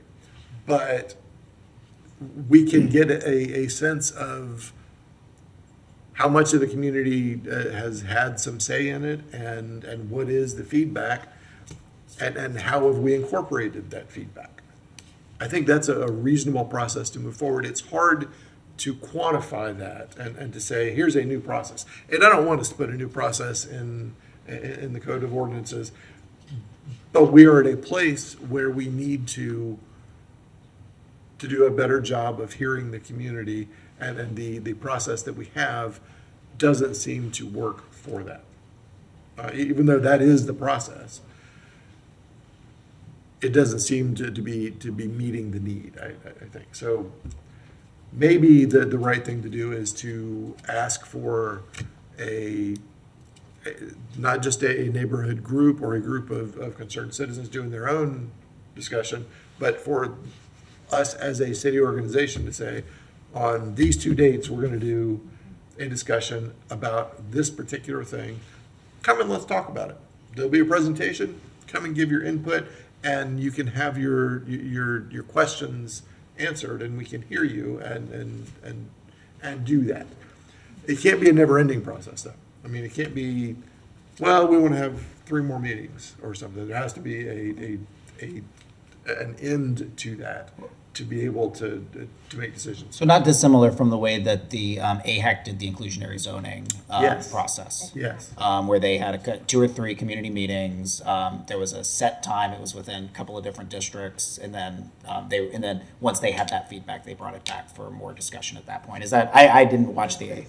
That's basically what happened. I'm comfortable with that. I mean, at this point, I mentioned this kind of obliquely at the very first meeting, and then written blog posts and tried to talk with Gainesville Neighborhood Voice about it. I want to kind of put it within the official record of the city is kind of where I am now, is that, but not necessarily to the point where it's, as you said, an ordinance is passing. I'm comfortable with that. I don't want to I mean, does staff feel comfortable with setting up? I'm happy to set up, I'm happy to do the presentations, or we can have it be a sunshine meeting or something. I don't want to put too much on staff. I know you guys. Well, since it's your presentation, that seems like an appropriate way to go forward. Mr. Person. Right. Well, I'm not saying this goes through AHAC. I'm just saying I was using that as an example. The manager can laser me if I misspeak, but so here's my friendly suggestion. Like, as you all can probably appreciate, staff has got a little PTSD from Absolutely from the last couple of years. So, and one of the things I think that we heard consistently was they don't want to talk to us; they want to talk to y'all. Like, so, I mean, really, meetings are great, but I think really they want, because they know that staff is not the ones that make the decision. It's going to be the 7 of you. So I think whatever format in terms of meeting or community, what have you, I think it needs to have, the commission there to if it's Commissioner Eastman, discussing the proposal, then that would be sort of, that would be what I think will be more successful than, I'll leave it at that. I would not want to put staff in the breach, again, to kind of run interference on something that isn't necessarily a proposal.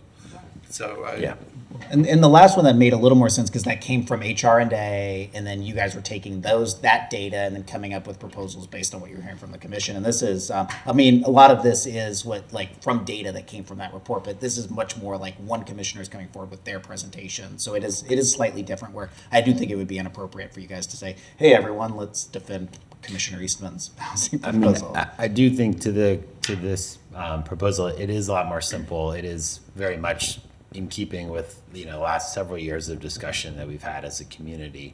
It's not difficult to sort of wrap your head around what it would be. We can certainly sort of, from a staff perspective, pull some data about the lot information and how many lots it would be and things like that. And so there you go. Well, I don't know what a motion would look like here, but I'm happy to set up 2 meetings, work closely with them to come up with a presentation, and then maybe have someone from Office of Sustainability, probably Andrew, answer questions that's there, but kind of just like AHAC had done, and then come back to us for a secondary review after that is done. Does that sound like a reasonable process for how we would move forward? It does to me. Okay. We got a couple lights, and then we'll come back to you to hear if you want to make a motion. Then is that all right? 3 lights. Commissioner Book. Okay, thank you, Mr. Mayor. So it sounds like, Madam Manager, Mr. Person says he'll be on point for numerous types of forums with the community, so we appreciate that. Thank you, Mr. Person, for volunteering for that. We know you want to be out in front. That's my attempt at dry humor. Right there is what that is. So just looking at the single-family proposals for review, if I'm understanding, the SF new, that's just kind of as you're putting this out for discussion, replaces 3 of our categories. Does it replace all 3 of these, or it just replaces one of the 1, the 4, and the RC? Because I'm looking at the dimensional standards. I just want to make sure I understand. So we have 4 residential single-family zoning districts. Right. I only did 1 through 4 because it's 8.5 inches wide and, physics. So I did not put 2 and 3 on here, but I'm not touching residential conservation, which is Pleasant Street, Fifth Avenue has quite a bit of it. There's a little bit in Duval. That is not single-family, and there'd be no reason to change it because this is essentially adopting those same lot standards. So this would essentially be rolling the residential single-family 1, 2, 3, and 4 into the lot standards that you see within. That's what I wanted to know, is I was looking at all our different categories on the dimensional standards from our current plan. It takes the RSF, essentially you roll the 3 RSFs into this new category. Yeah. Do I have that right? All right, well, there is opportunity. It's like we talk about all the time. If we lead policy from here, we do lead policy, but we should lead policy from first understanding what the community determines is the policy we should be leading on. It's almost like circular in that regard. And there are so many existing capabilities to get the word out however you'd be comfortable. I mean, I just think of 2 big ones at the moment. Who's meeting at the moment that's easy to go to and they want to hear from us? The East Side Gainesville Alliance. And why that's good is because several neighborhoods are already right there ready to go. So that's an example where we don't have to do anything from a staff perspective. If we were to pose to the East Side Gainesville Alliance that we'd like to come, they'll be highly interested in the topic, and you're already having a fabric of many neighborhoods. That's one. The Gainesville Neighborhood Voices we've talked about, that represents many neighborhoods also with a high degree of expertise, with both smaller builders and bigger builders. And we don't have to do anything with the city. We simply offer them the opportunity, and they're going to want to hear it and provide. So those are 2 big ones. And then internally, we have the neighborhood association list. It's probably a bit out of date.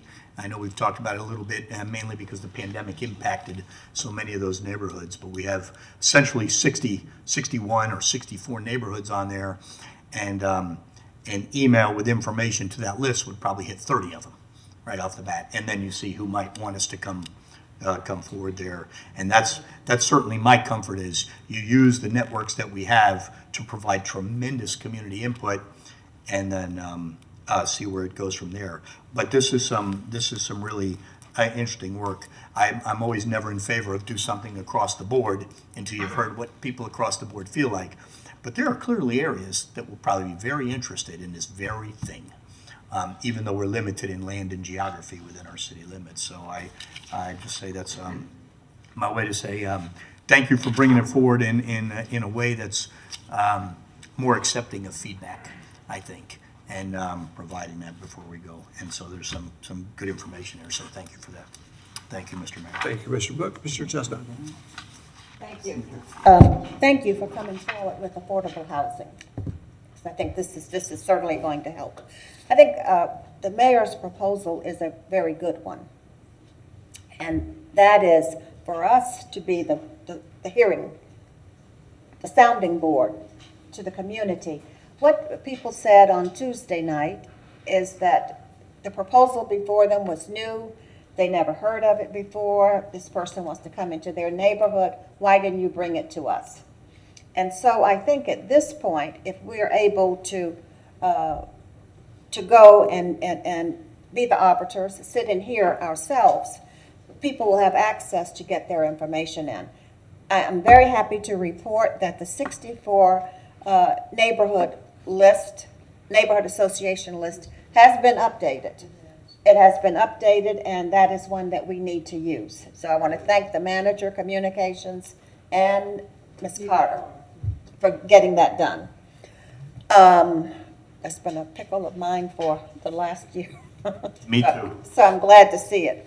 But I think that this is a wonderful opportunity for the board to hear and for us to go to the community and be proactive. Take it to them, get their input, and see where we go from here. So thank you. Thank you. Thank you. Commissioner Sacco. Thank you, Mr. Mayor, and thank you, Commissioner Eastman. I, of course, wholeheartedly support this tiny teaspoon of a step forward of progress, but I appreciate you continuing to fight the good fight and trying to do what's best for our community. So thank you. Having heard what some of my colleagues have said, I do have some concerns, having been being a member of AHAC, who was there for those meetings. We actually did 4, one in every district. Some had better turnout than others. Some had, for lack of a better term, the usual suspects show up. Some had, and this was for IZ, it wasn't even for EZ, it was for inclusionary zoning, it was for something that will proactively create housing, rental housing. It had a lot of the same folks. We did have some new folks who came forward and were very interested, but they were not interested necessarily in the topic at hand. They understood it as staff or a city board will be there, I can ask questions, and that's great. That's an opportunity for the public to have access. I'm fully in support of that. That said, the presentation of information was derailed more than once because people just took that as the opportunity, not necessarily for the topic at hand, but for whatever questions they had. And that's because housing and zoning and land use is huge and varied and complicated. Fine.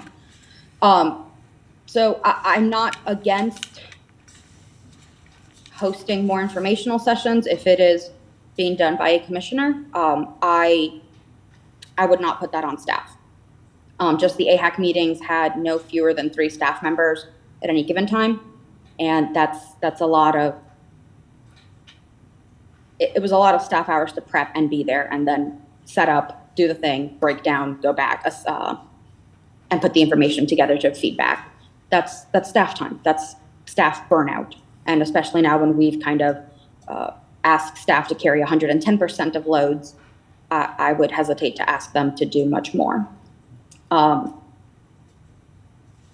having come to the commission as first and foremost a housing attorney, I was in community meetings about housing since 2017, like almost weekly across Florida and definitely in Gainesville.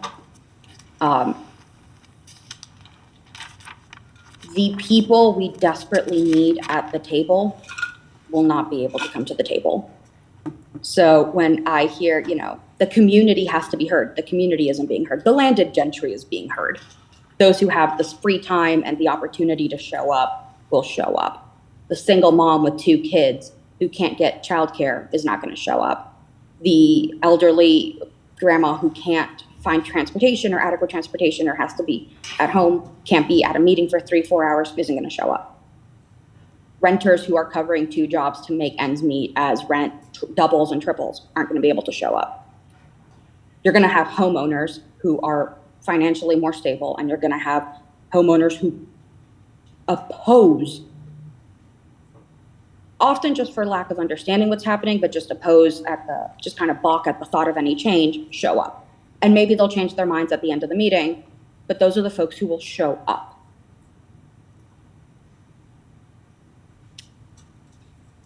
I don't think it's possible to, kind of get that across the board input because we're not going to. So saying, we can't make a change across the whole city until we get input from across the city, it's not going to happen.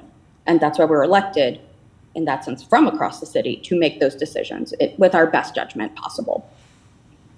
And having had those individual conversations, not just at meetings, but one-on-one in small groups, and bring that collective thought and consideration to the meeting and vote here to move something forward. Not everything can or has to be a community presentation or meeting. It just can't be, it's not practical. And as far as kind of pushing out information through neighborhood lists, that's great. I think that's fine. The one issue I would have is I have been informed by at least a handful of people who lived in different neighborhoods, established neighborhoods with kind of their own little organizations and governance groups, renters are often purposefully excluded. They are not allowed to participate. I had one very close friend who lived in the duck pond be told, you're a renter, you can't be part of this. So would he be getting that email blast? Would he be allowed to participate? Would he be allowed to give his opinion officially through the neighborhood association? Or would he have to come as an individual alone with no backing, as a single person, as opposed to, I represent 100 homeowners? It's a lot harder to fight or even put forward an opinion when you know you're going to stand alone because you've been excluded. And I say that not to be a Debbie Downer, although I'm sure that's what I sound like. I say that to bring some realistic facts that are not being said. I'm okay having 1 or 2 meetings. If it's really on Commissioner Eastman, sorry, you brought it up, you get to handle it. But I don't want it falling to staff, and I don't want us taking the totality of any one meeting as the totality of our constituents' feelings on a matter. 100% of our constituents are not going to show up to that meeting. Heck, 10% of our constituents aren't going to show up to that meeting. So while I appreciate any feedback we might get and make modifications, I want us to recognize that isn't the end all to the opinion, and we have to use our own judgment at the end to do what is necessary for our community. I think this is a modest change that will bring some excellent good. In my neighborhood, I see a property that's, I want to say about 100 feet across, and it kills me because it has exactly one small 900 square foot house in the middle, which is the worst use of space. And every time I drive by it, it drives me insane. So I think this kind of change is good. It's an excellent idea. And if we want to have those conversations in the community, fine. But I think to the mayor's point, and Andrew's point earlier, as we drag things out, it takes longer. It's more expense. In this case, it's expense to the city. And it's expense to those people who can't afford homes, either to buy or rent because there's just a shortage. The longer we delay change. And that's not to say if we pass this today, like let's say we had a magical ordinance today and it got passed, I know a house isn't being built tomorrow. But every day we delay is another day, another month that someone has to pay exorbitant rent fees and is closer to homelessness. So I am all for that neighborhood conversation, but I want us to act deliberately and with, as if it was any one of us who would be homeless tomorrow, who was one paycheck away from losing our shelter. Because we're not, as far as I know. So it's easy for us to say we should have more conversation. A lot of folks don't have that luxury. Thank you, Mr. Mayor. Thank you, Commissioner Sacco. Commissioner Willets. Thank you, Mr. Mayor. I have a bunch of questions now.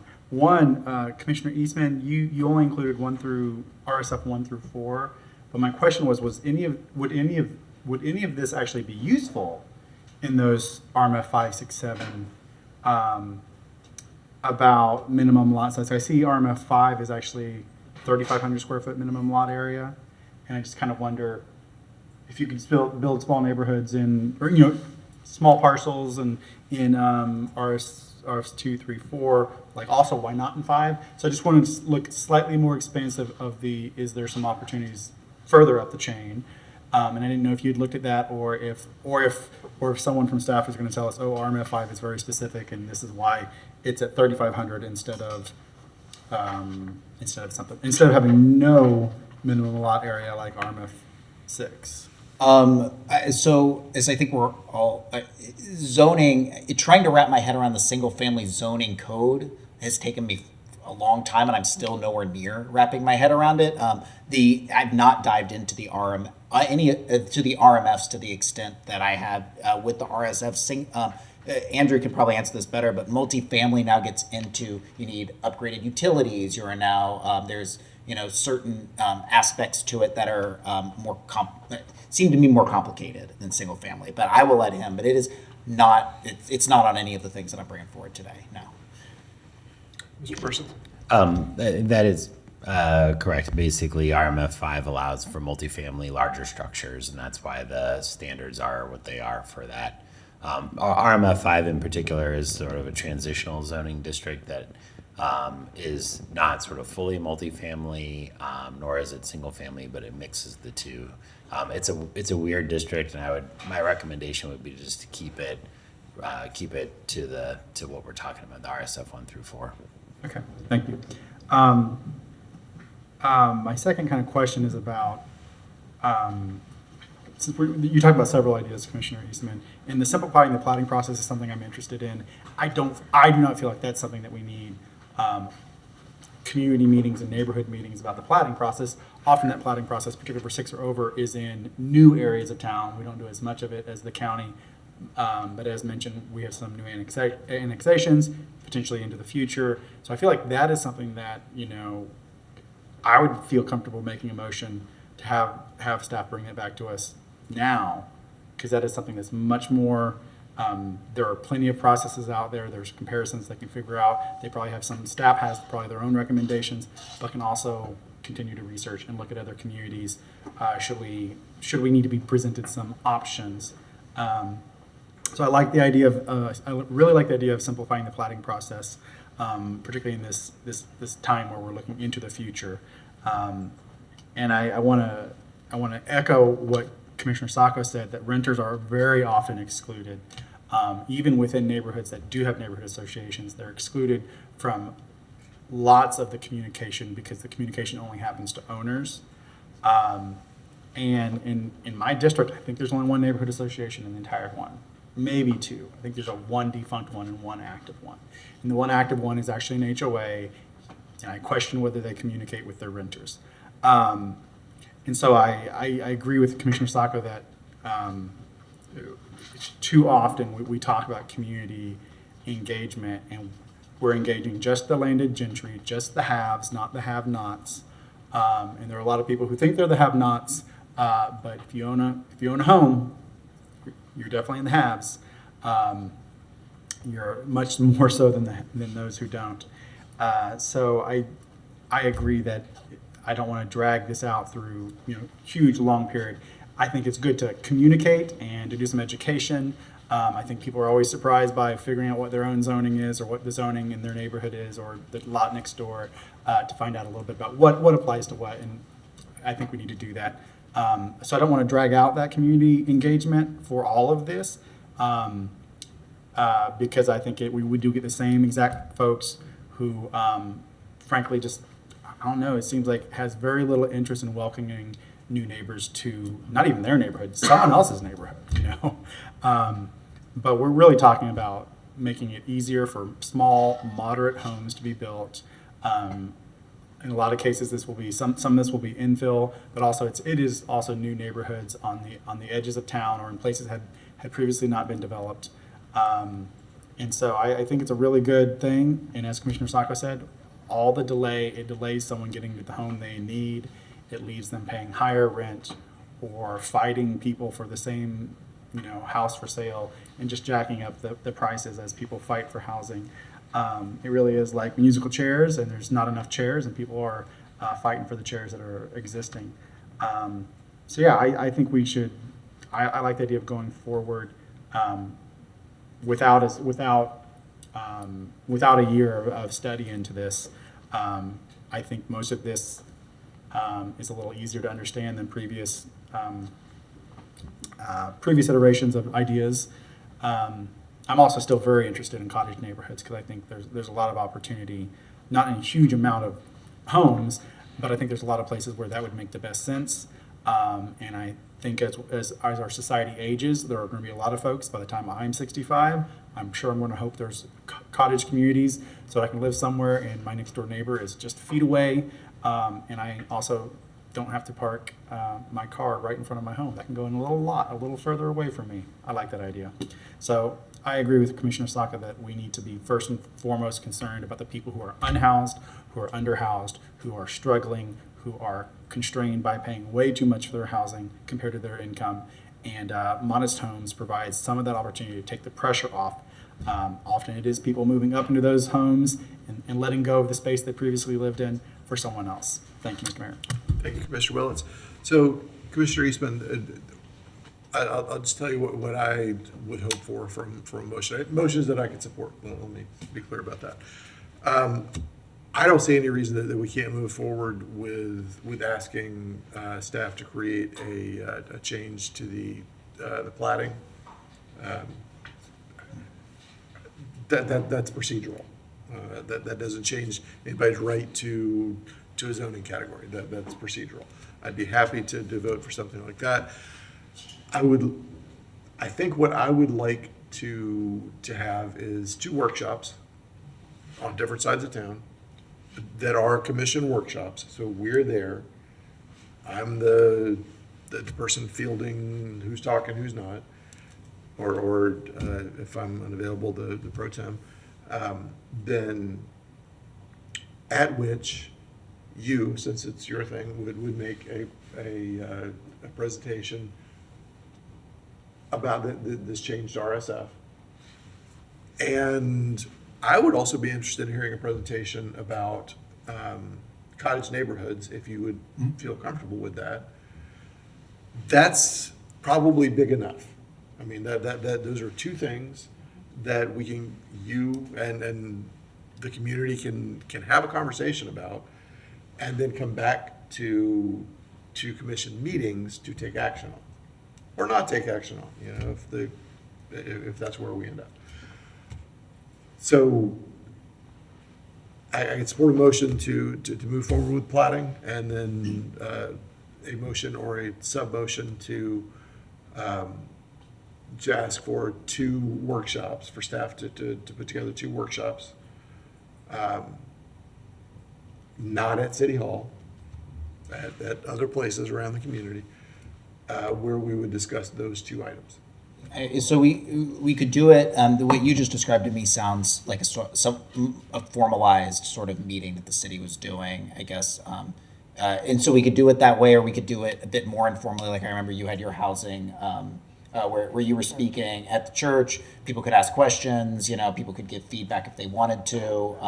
That would be a more informal process. I did not go to any of the AHAC. I don't know how that was structured. But generally my style is a little more informal, and I think it makes people give more feedback. It also, it doesn't feel as much like you are a part of a formalized process that is moving you towards something like that. So I could see the benefit either way, and I'll kind of follow your lead as to what you think is. So a workshop doesn't have to be us at the dais and very formal. Mm-hmm. We can open a workshop, and I could say, Commissioner Eastman, it's your turn to make a presentation. You make the presentation, and then you can stand there with the mic or sit here with the mic, and questions can be asked of you through a predetermined, I do like, 1 at a time, folks come to the microphone and get their 3 minutes or whatever, and then answer. And we can all take part in the process that way. So it doesn't have to be as formal as what this is, but some level of formality, I think, is useful. Now, I also want to say that I really am glad that there are a couple of community groups who have evolved out to having these discussions.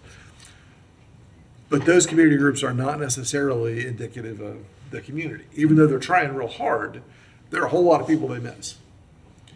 That by us saying the city of Gainesville is having a couple of workshops, there is a broader reach and a broader invitation than those 2 community groups, which are doing a great job, but they're going to exclude folks without meaning to. It doesn't mean that those same discussions can't be had at those community groups, but they're not necessarily city workshops. Also, I have thoughts about neighborhood associations. They're great when they function. And if we have 64, my guess is that half of those are 2 or 3 people who are the neighborhood association. Bless their hearts. Yeah. And I mean, I've lived in a couple of different neighborhoods over the last 20 years where both had neighborhood associations, but one did not function. One person was just replying to emails back and forth from the city, and that was the neighborhood association, and the rest of us never heard a word. And one that's fairly active, but still more a social group than it is trying to pass information back and forth. But I am well aware that there are at least a dozen or so neighborhood associations that are working hard and are doing the real work of a neighborhood association. And I can't tell you which is which off the top of my head, and I don't want to. But that is a very effective way to send information out. It is just not the only effective way to do it, and we have to do more than that. But it is a big, big deal to make sure that we do send information out through those neighborhood associations. So Commissioner Book had a comment, and then I'll get back to you for a motion, if that's okay. Commissioner Book. I spoke before, Mr. Mayor, so I'll just be brief. Yeah, I agree that you get the outreach that you can get, right? And you get the feedback that you can get from the groups. At least the two organizations that we mentioned earlier are not just a few people. They're representative of a fairly large group, and they seem to have some fairly broad views themselves within the group, and that's what you want. I think that's good. In other words, you're getting feedback in one of them, and they're disagreeing with each other amongst that group and representative across the city, and then they are specifically people that represent various different neighborhoods. And then on the neighborhood associations, the benefit of us sending out any information is, whether it's to single family or multifamily, is that hopefully they'll use their internal networks and then send it out to others. So we leverage what we have available to get to others, and maybe we reach people that may not ordinarily want to come to a meeting. So I understand that. That makes perfect sense to me, but it is necessary. It's absolutely essential to do that. When I hear more meetings, I already think that one of my thoughts is we're already meeting too much, but this is a sidelight issue, and we're doing that, and that's probably reducing the input. The fact that the more meetings you have, the less input you get that's combined from a community, and so we're doing that, and that's also very, very impactful to staff. That's probably a conversation for a different day. But I mentioned that to say that if we formalize a meeting along these lines, Commissioner Eastman, you just may want to consider.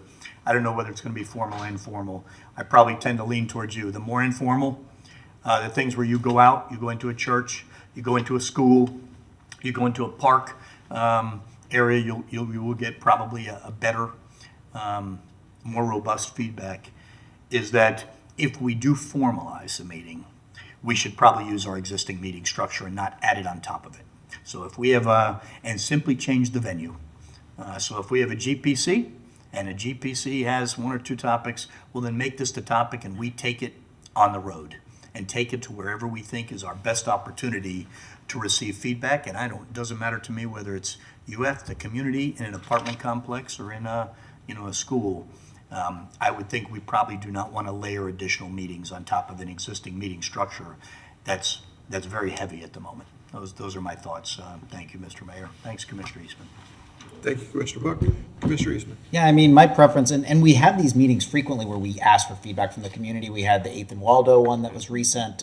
We had Cultural Arts Center last night. The only difference here is that this is a commissioner that is bringing it forward, but I don't think that necessarily, I get, everyone has a different view of it, but I don't necessarily think that this has to be a meeting where all of the commissioners are here to hear each one of those things, the same way that not all of the commissioners need to go to the 8th and Waldo if they didn't want to. If people want to give feedback, we will be hearing that at a certain point. I don't know if that was if you had a different idea of how that would work, but I'm happy to do a presentation. I'm happy to have you set that up. People want to give feedback, they can give feedback. If they don't, they just want to hear, they want to chew on it for a little bit more. That makes sense to me. We could have it would be a sunshine meeting, so there'll be multiple of us here.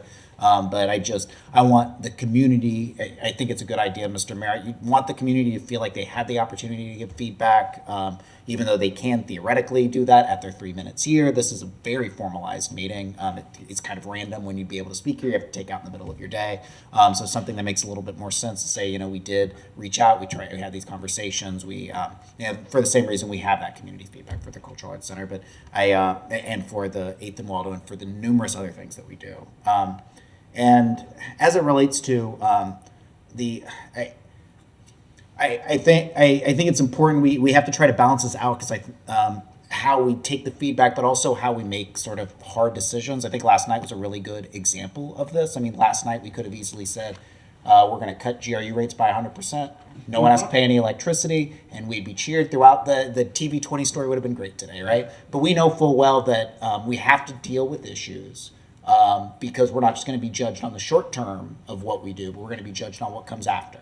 And what we know from this is that regardless of what happened in the past, regardless of how we felt about previous commission's zoning changes and community feedback, we know that housing prices are going up. We know that experts are continuing to, there's continuing consensus that there needs to be some changes within this if we want to make sure that families can have a place to live, that we can continue to be an affordable area, that we are protecting our environment. And I think it is not an easy task to balance out the community feedback with the needs that we have for how we govern and how our city works, but we made hard decisions like that last night. I think this is another one of those. I think it's a good idea to have this community input, and I think we'll just have to continue as policymakers to decide how we go forward. I think this is a great proposal. I think it balances out the needs of neighbors who are worried about multifamily near their house with the fact that we do need more homes for people to live in. There is a massive undersupply of homes, and it is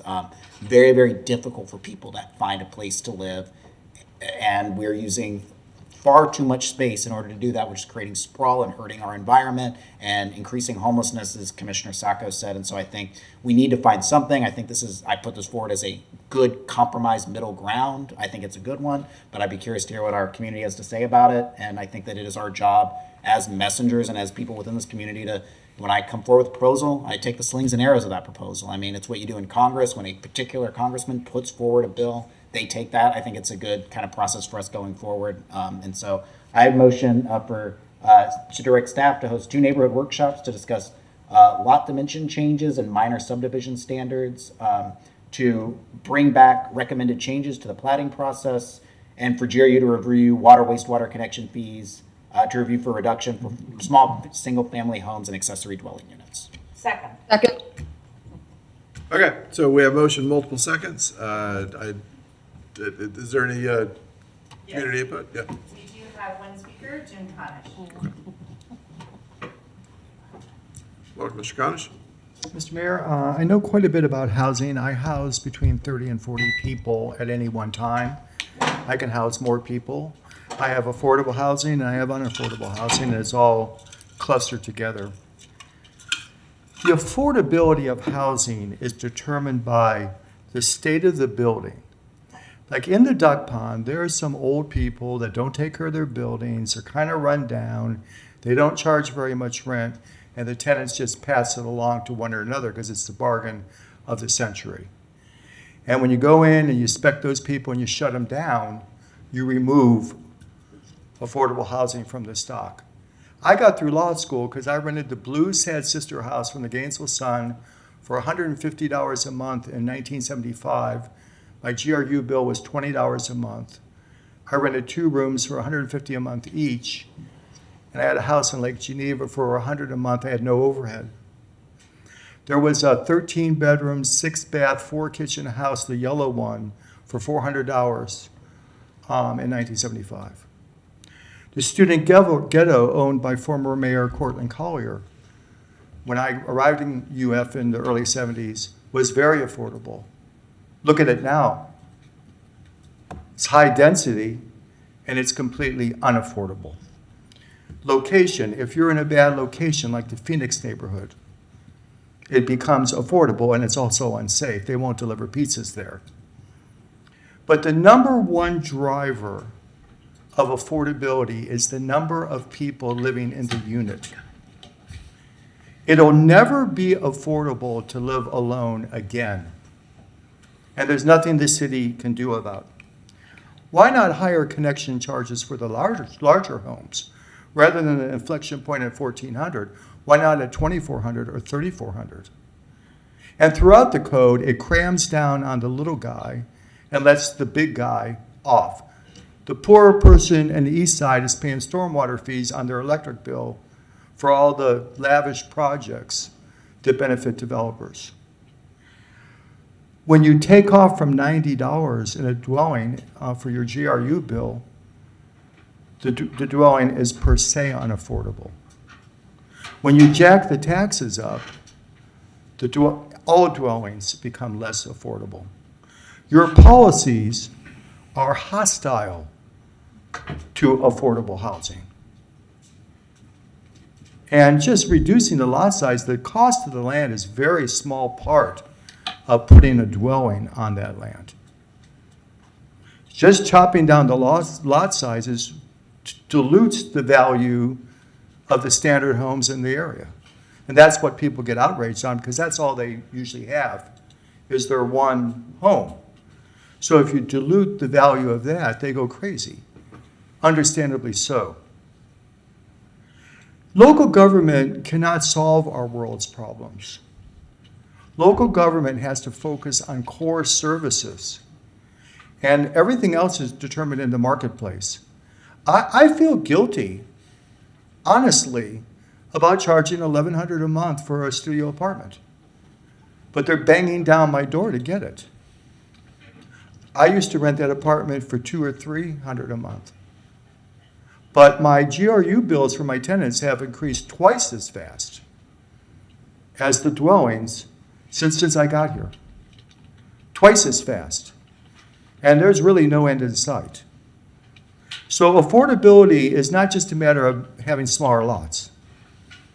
There has to be a systematic review of what the city is doing to affect the affordability of housing. And we're the city in the country. We all can't live here. We're going to have to spread out. And people are moving to Fort White like crazy out of High Springs, because High Springs is exploding, Newberry's exploding, Latchwood's exploding. Thank you. Thank you, Mr. Conish. Anyone else? We have no more speakers. Okay. All right, we have, did you get, all right, we have motion on the table, motion and second. All in favor, say. Just repeat it one second, because we're like Sure, three go ahead. proponents, 3 or 4. Yeah, it was direct staff to host 2 neighborhood workshops to discuss lot dimension, changes to single-family zoning and minor subdivision standards, bring back recommended changes to the plating process, and GRU to review water wastewater connection fees to review reduction for small single-family homes and accessory dwelling units. Mr. Mayor, can I just clarify, is Yeah. the plating process incorporated into the workshops, or? No. Okay, so No, that's we're- separate. we're- Well, the staff mission is to has give that direction to direction. move that forward.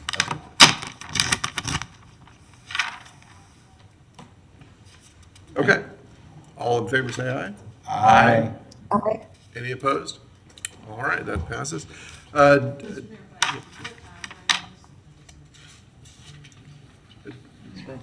Bring us back what's possible. Plan as you can. Fall is good, though. I mean, we're up on the time of year where people are in town, so starting in a week or two here. Madam Clerk. Okay. Mr. Mayor, we are on item 2023-701, utility discussion item with a recommendation the General Policy Committee discuss necessary and relevant utility issues. And to my knowledge, we don't have any action to take. Mr. Cunningham, is that accurate? That is correct. Okay. Any commissioner have anything? I have something. Go ahead. Yep. It's something I already mentioned in the past when we talked about our boards, but I wanted to continue to, ask, do we have feelings about the utility advisory board going into the future? Whether there's anything literally in our charter or in ordinance that needs to be changed to make that part line up with the new authority, but also is what do we want out of them? Because previously they talked to us. Are they talking to this new utility board or utility board at all? No, right? So what do we want out of them? And I think it's something that for fairness to those who are serving on it, that we have some answers for them before October. And it is August now, and so I haven't dug into it enough to know what would be some options, how to change how we operate with that board, the utility advisory board, or whether we disband it in October. But I just don't think we've given it enough. I know there are much bigger issues, but I wanted to continue to bring it up. I don't know, Tony, Manager Cunningham, you had the most experience with it. Yes, so Mr. Mayor, the bill that became effective July 1st, it really explicitly deals with that the UAB will not have a role with the new board. And so we have discussed, my discussions with the board, with the Utility Advisory Board has been that it will be finishing up at the end of the fiscal year, September 30th. So in terms of the utility and the utility board, there is not a role for the Utility Advisory Board. So in that case, do we need to, is it in code currently written in? And so then do we need to be prepared before then or to vote on it and have it go into effect? Or leave it as some vestige? It happens sometimes, there's vestiges of something that is just there, whether we no longer seat people until it becomes inoperable or what. I think we do need direction. I think we should. And I open some opinions from my colleagues. Thank you. I think we should give, thank you, Commissioner Willetts, I think we should give direction after October 1st. Commissioner Eastman? Mr. Connors, we may have a lot of things up here before we get to public I've been comments, sitting so- for an hour. If you don't mind, Sure. I just Okay. feel better standing. I mean, I'm All right. not trying to be disruptive. All right, I just didn't want you to think that we were No, that's right. ready to go. Okay. Commissioner Eastman? Yeah, I agree. I mean, there's some things that I think that we should be reviewing. I mentioned service level agreements, things like that while we still have the authority to make those determinations, and then it's sort of gray what determinations we can make. The UAB is something that I think we can handle after October 1st, and quite frankly, we don't know whether or not this is even going to stand. I mean, we do have an active lawsuit at the moment. And so I want to prepare as well as we possibly can in case that goes where it does stand, but the UAB I think is something that we can figure out after that point. One thing I do want to figure out and has always made me nervous about the authority is state statute outlines number of ethics rules. Special districts have certain ethics rules. Elected officials have certain ethics rules. Because this is completely unprecedented, has never really been done before. As I go through various state statutes to see who is required to do what people are required to do, there's no clear outline within Florida law as to where some of these things, where someone that under Chapter 20 of state statutes is clearly under the governor because it is an appointed board of the executive branch, but is a unit of the city of Gainesville. Do they live by our ethics rules? Do they live by do they live under the executive branch ethics? They can write their own ethics rules as per our charter, and I think it's something that we should consider perhaps before a board comes in for just broadly our advisory boards. What kind of forms are required? What kind of procurement should be done? Because having a group come in without any accountability to the local electorate that also is completely free from all ethics rules and violations is something that spooks me quite a bit.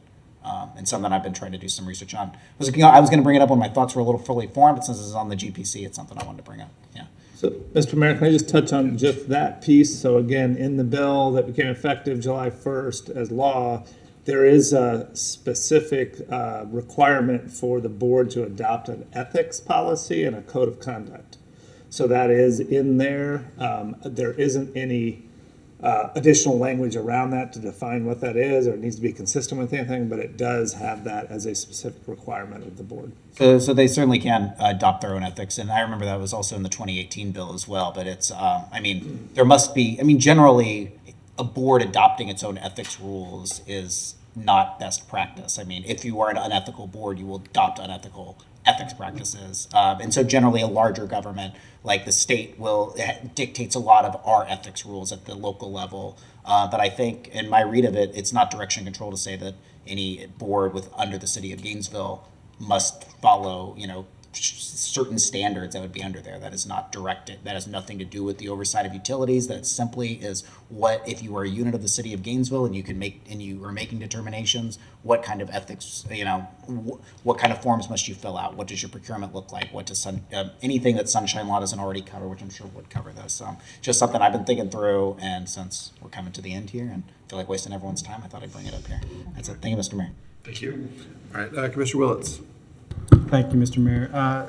Manager Cunningham, has the UAB been involved perhaps over the years on any of these agreements, or even looking at any of the agreements between GRU and general government? 'Cause I know we perhaps have some things to unwind, to fully understand. Is there any use or utility in having them continue and specifically continue looking? I know that you and the city manager are approaching this as directed. Do they at all do they function at all in that space? Yeah, Mr. Mayor, respectfully, from my perspective, I would say no. Thank you. Thank you. All right, Mr. Cunningham, did you have anything else you had your light on there? No, it's a previous one. Okay, all right. All right, I see no further lights here, so Madam Clerk? We do have Jim Conish. Okay, Mr. Conish. Mr. Mayor, when Keith Perry filed the initial proposal to reform governance, it was 52 pages. And he was told it was too long because the current city charter was only 15 pages. So in that original filing, a lot of things were stripped out of it because the legislature wasn't even going to look at it. It's too convoluted. And there were very sophisticated proposals on ethics and other issues like that got stripped out. And I would be shocked if the authority didn't use that stripped out language into legislative history as a template as a starting point for dealing with ethics issues, because this utility is a $500 million a year enterprise. And ethics is going to be very important. And the legislation is only going to be as good as the appointments made. I drove to Tallahassee, as you know, and told them that if we get a crappy authority, Clemens and Perry will never live it down. So I'm just trusting them to make sure that we have good appointments. But what would be very helpful is to understand that this exact same thing happened with the airport. That the airport was removed from the control of the city commission in the early 70s. And an authority was appointed. And Mark Goldstein served on that authority, and he tells me he went in there to clean it up. I mean, that's what he does. He's obsessed with cleaning up government. So that is something that you really need to take a close look at. And to this very day, sir, the airport authority, 5 chairs by the city commission, 1 chair from the county commission, and 3 chairs, guess who? The governor, to this very day. So to act like this is just crazy, and this is just unprecedented, and this is just unconstitutional, ignores our history that we've already been down this road.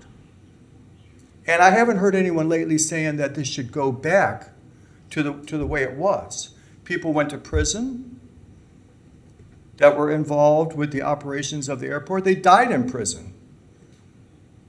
So I don't pretend to know when I was a freshman at UF what was going on in the airport. I didn't have enough food to eat.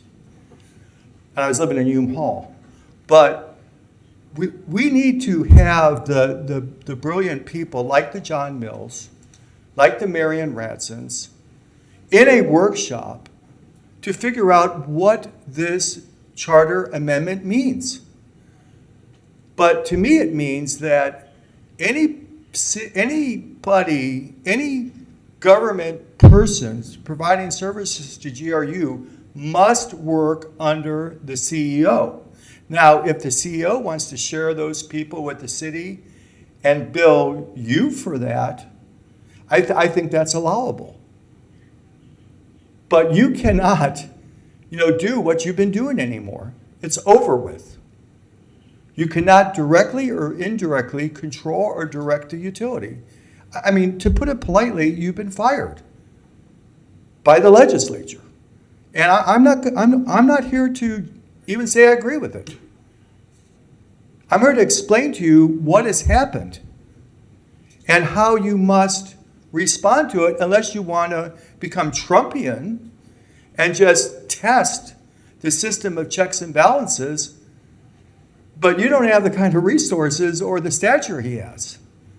You're up against the state of Florida and a governor that's very aggressive. I mean, look at the prosecutors. I am going to ask you to wrap up. Thank you, sir. Thank you. Thanks. Commissioner Eastman. Thank you. The Airport Authority is an independent special district under the Florida Constitution. The City Commission had to approve the taking of that, which we did unanimously before that was taken. So it was not taken from the City Commission. It was approved by the City Commission. Under any other circumstance, as a special district, we would have to approve that. The Florida Constitution is written in a way that cities should not have things like utilities taken from them, which is why that was directly written in there. But Chuck Clemens and the legislature had found a loophole that says, well, maybe it can be a unit, but also be an independent special district that lives within the city of Gainesville, which is what our lawsuit states. I just wanted to make that point that it was not in fact taken from us, and this is completely unprecedented. That was a very standard structure. Lots of aviation authorities have gubernatorial appointments, and they are separate from the counties or the municipalities that they exist within. This is a unit of the city of Gainesville, and there's nothing else like it in the history of the state of Florida. Thank you. Thank you. Anyone else have anything to add on this placeholder? Okay. All right. Madam Clerk, what's next? We have member comment. Commissioner Chestnut. Thank you, Mr. Mayor. Pass these out to you.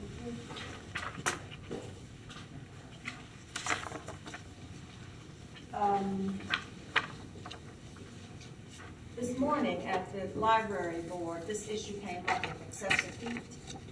And The city of Jacksonville has opened cooling centers in their municipal buildings, primarily libraries.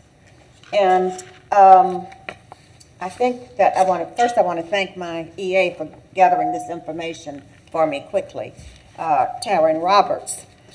We have the county's, I guess, the emergency management area has sent out a list of cooling centers as a result of our meeting this morning in Alachua County, and all of the libraries are listed. But for the city, the Clarence Kelly Center, the Eastside Community Center, and the MLK Center are listed. And I want to be sure that we can get that information out on the city communication organs out to people, so that they know that if they have excessive heat, or because we've had excessive heat last Saturday, heat advisory last Saturday, Monday and Tuesday was the excessive heat advisory, as well as yesterday. So it provides for people to be able to just go in a building and cool off between noon and 6 p.m. And I think it's a good public service. So just wanted to bring that to you. Yeah, so with that exception, Madam Manager, if you want to let comms know about that, Parks. Thank you. Thank you, Commissioner Chestnut and Commissioner Book. So thank you, Mr. Mayor. So we've been making a lot of actions across various budget fronts over the last couple months. Most recently, last night, as it relates to our this 10-year plan for debt defeasance and utilities. And I had asked the Madam Manager to provide us something that might be a little more concrete in what we look at for the people and the vacancies and the positions that are basically off our city books. And why that's important is because it's very difficult sometimes when you have names associated with different positions in place in the city for us to share that information in a way that considers the dignity of those who are being impacted.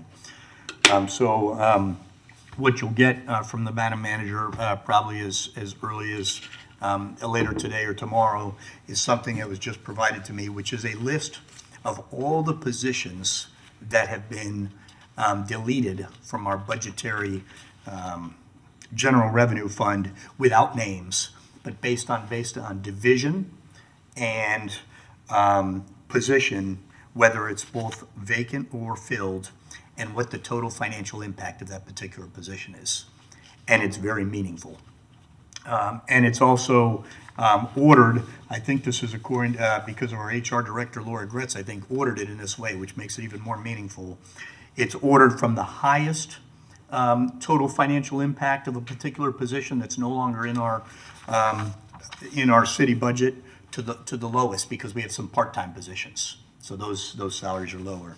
And what it shows, Madam Manager, you correct me if anything I say is incorrect, is at the moment as of today, we're basically at 80 positions on the city general revenue side, maybe 2 or 3 grant or other funded positions. So a total of 83 positions, 80 of which are general revenue. And if I'm just counting, and I may be off by 1 or 2 because I'm kind of digesting it myself just before I came into our GPC, 33 of those positions are people.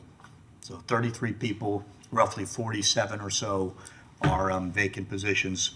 So I just tell you that so that when you get this, that was again put together by HR, the total fiscal impact of these 80 positions, not even including the GRU side, is totaled at $6.2 million.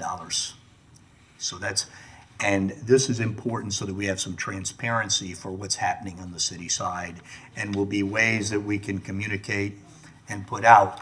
This is just the people and the positions on the city. So $6.2 million in positions as of today. I know it varies, while allowing us to share some very concrete information. I get questions, and I'm sure you get questions that relate to, well, really, you may be cutting vacancies, or how many people is it impacting? Well, this spreadsheet is in fact real fiscal impact as it relates. So 6.2 million, roughly 83 positions, and so I've asked the Madam Manager to please share that with us together. Madam Manager, anything else you would? Oh, it has. Okay, so you're ahead of me. So thank you for that. Okay, good. Did that come via email while we were sitting here? Okay, so we all have that in our email, which makes it even easier for people to see. You know, so if we have it, there it is. It's clearly just like most everything we do, public record. And I plan on sending this to some people that may have interest, say specifically what are the impacts. So thank you, Madam Manager. Thank you to Ms. Gretz. And I'm not sure what staff compiled it, but it was probably some folks under her direction. So thank you for that. And I just wanted to mention that we kind of knew where that came from and what we kind of envisioned the potential uses of it as it relates to community transparency. Thank you, Mr. Mayor. All right. Thank you, Commissioner Book. Anyone else? Okay, we are adjourned. Thank you all.